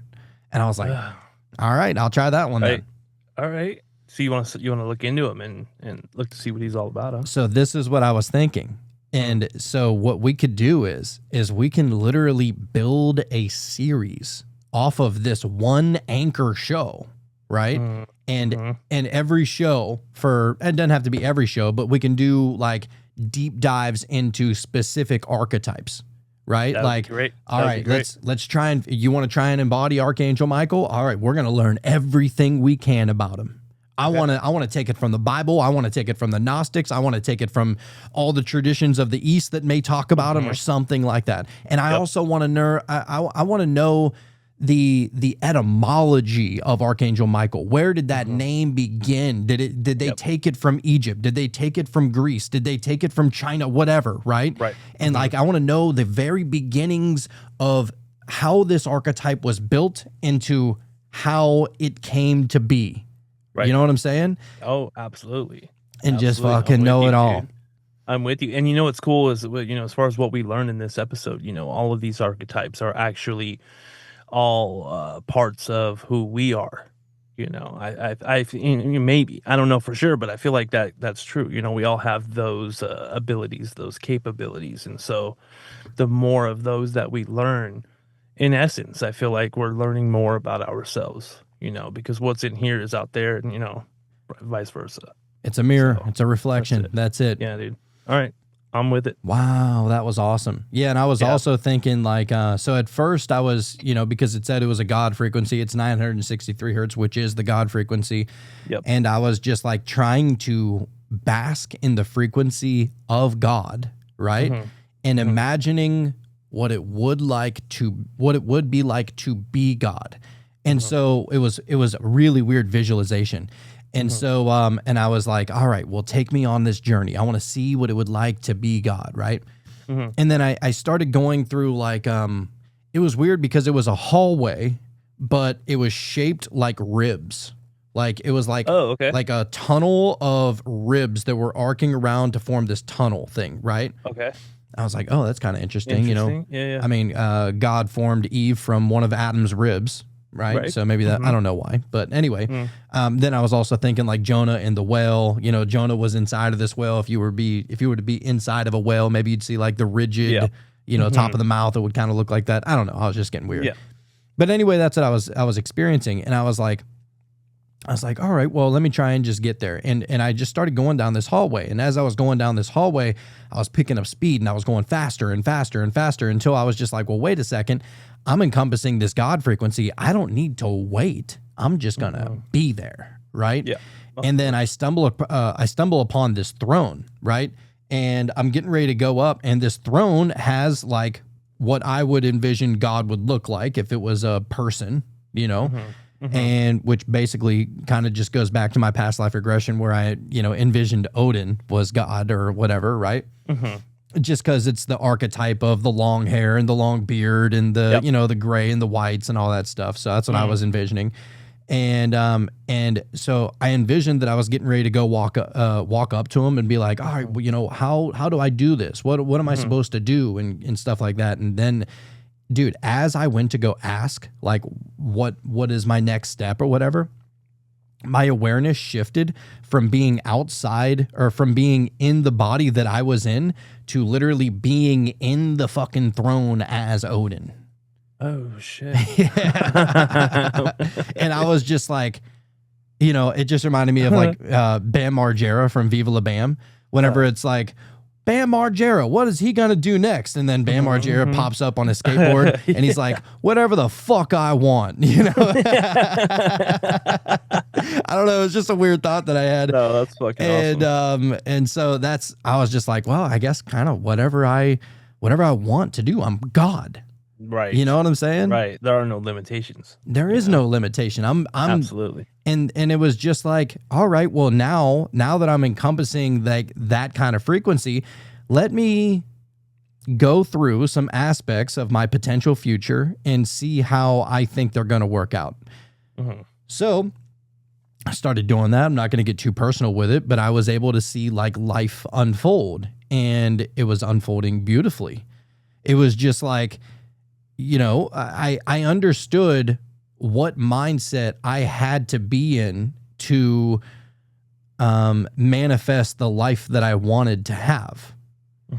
And it was like, all right, you want to be good at this, or you want to be good at that, or you want life to go this way, you want life to go that way. It was showing me the frequencies that I needed to incorporate into myself in order to allow those things to happen. And so then I was thinking to get even deeper. Damn, how am I? I don't even know how I remember all this, because normally I can't remember all of it in a meditation, but it was awesome.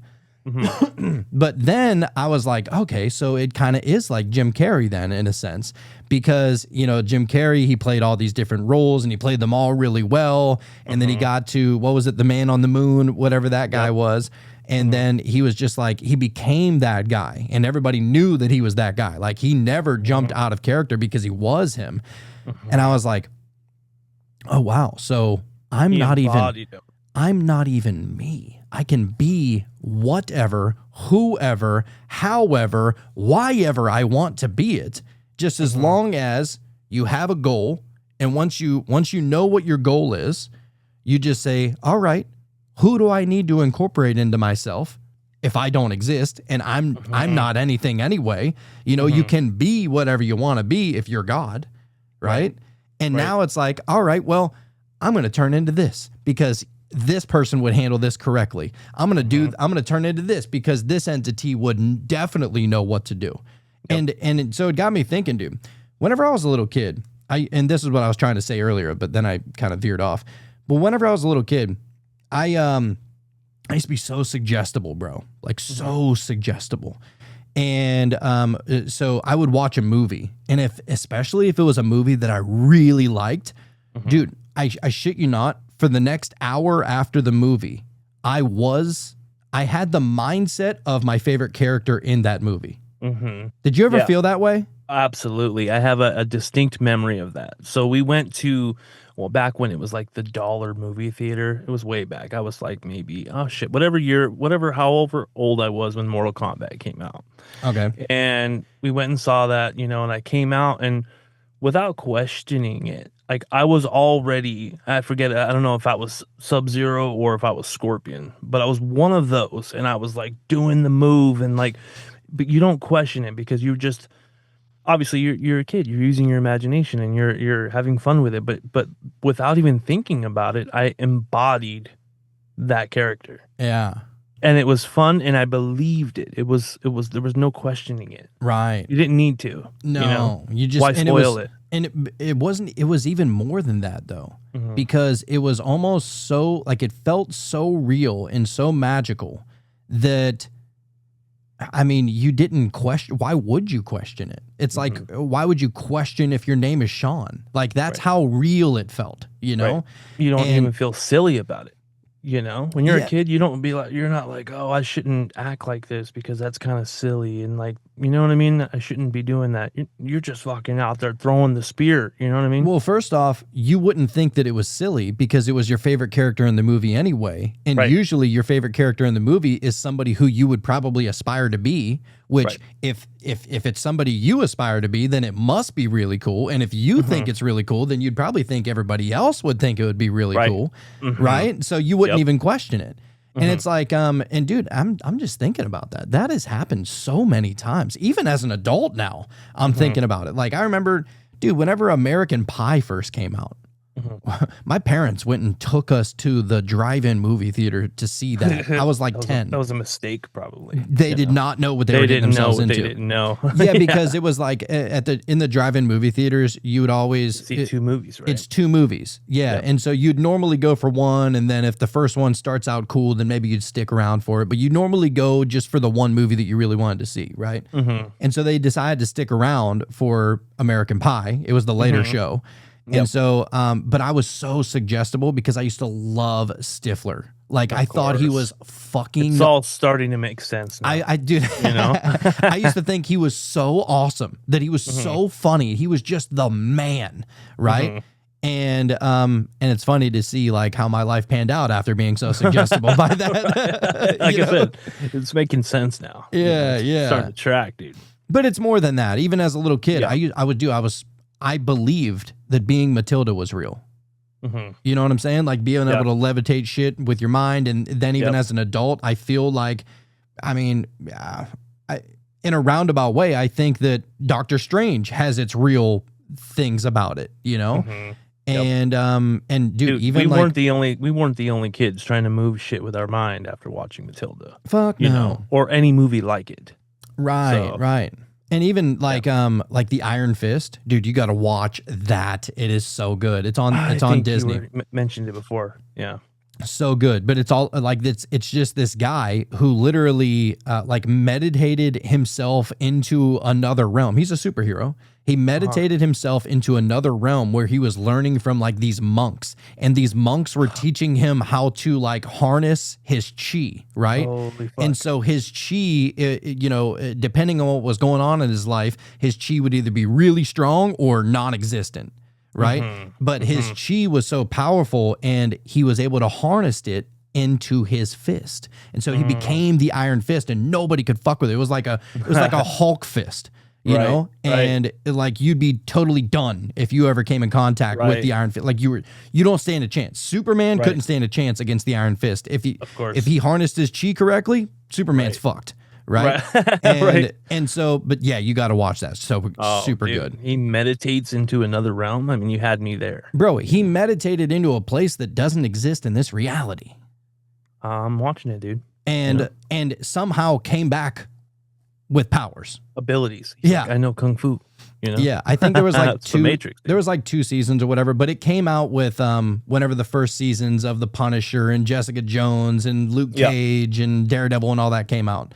Mhm. Because they were the Defenders or whatever. I'm a super Marvel Right. dork, but I don't know. I just think that God, I just love that kind of stuff. So No, I really love what you've been saying, dude. And in a sense, I think it's right, man. You know, I mean, how else are you going to become the version of yourself or a version of something that you want to be without putting all of your energy in and trying to figure out what that person would do? You know, and sometimes I think about, basketball players, like just to use the example I used earlier, as far as when they're at the free throw line, I would imagine that pressure, especially in a final game, and everyone's watching you. I just imagine that pressure. And for me, because I'm not that person, I imagine I would fail. I would miss it, just because there's just too much on the line, but that person embodied that version of himself to be that professional that makes those free throws because you're a professional. Right. And you have to make those. Those are the most important, and Oh yeah. Dude. how it works, dude. Dude, even even whenever I was a little kid, like my dad would tell me these little sayings. And they always stuck with me, like work smarter, not harder kind of thing, which is kind of how I've kind of built my life with that. But you've embodied that. Yeah. Yeah. And but he would also say, so I grew up playing football, you know that. And but whenever I was younger, he used to always say this one thing. And it never really made sense to me until I became a man and understood it. But he would always say this one thing, and he would say, the game of football is 90% mental. It's only 10% physical. Right. And I used to think, what the fuck does that, what do you mean by that? I didn't understand it at the time. You weren't ready, dude. And then whenever I finally understood it, I was like, oh, this is some flow state shit that he didn't even know he was saying. You know what I mean? Yeah, dude. And, you unlock some abilities, man, when you're not even having to try that hard. Exactly. You're just riding the wave, man. Yeah. Which, I would say that he was 90% right then. If you think about it, Got him. Got him. Oh, man. God, I love this episode. Well, dude, we went. It's one of my favorites. Bro, 3 hours and 11 minutes. This is one of our longer ones. Oh, shit. Oh, I'll take it, man. Time flies when you're having fun. It needed it. It needed that air to breathe, man. It did. Because I feel like this episode, I feel like, not to say that we are correct. I'm not even going to say that. What I'm going to say is that we did something right. You know what I mean? And I feel like this was one of those episodes that can be very beneficial. So I'm glad we did it, man. Yeah, and it's not about being right or wrong, I don't think. Right. Like that's a full-on, that's a dualistic dichotomy that it only exists like in this reality, in this universe. It's the dualism. But ultimately there is things that vibe and there's things that don't. That's it. And whether it vibes or whether it doesn't, that's all that matters. Did what you hear tonight vibe with you? Did you like it? Do you feel like you could apply it to your life? Does it make things make more sense? If the answer is yes, then you can call it truth. You can call it real. You can label it whatever you want. But it doesn't require labels. That's it. Beautiful, man. Beautiful episode, dude, if I may say so. Thank you, sir. I enjoyed it. Yeah. Same here. All right, the one. Hopefully you guys enjoyed it as well. And we love you, and we'll see you on the flip side. Bye, guys. Voices drift on winds untamed. Words like spells that can't be named. Close your eyes and feel the sound. Journey where no bounds are found. Open doors inside your mind. Leave the ordinary far behind. Colors swirl and stars align. In the meta mysteries you'll find.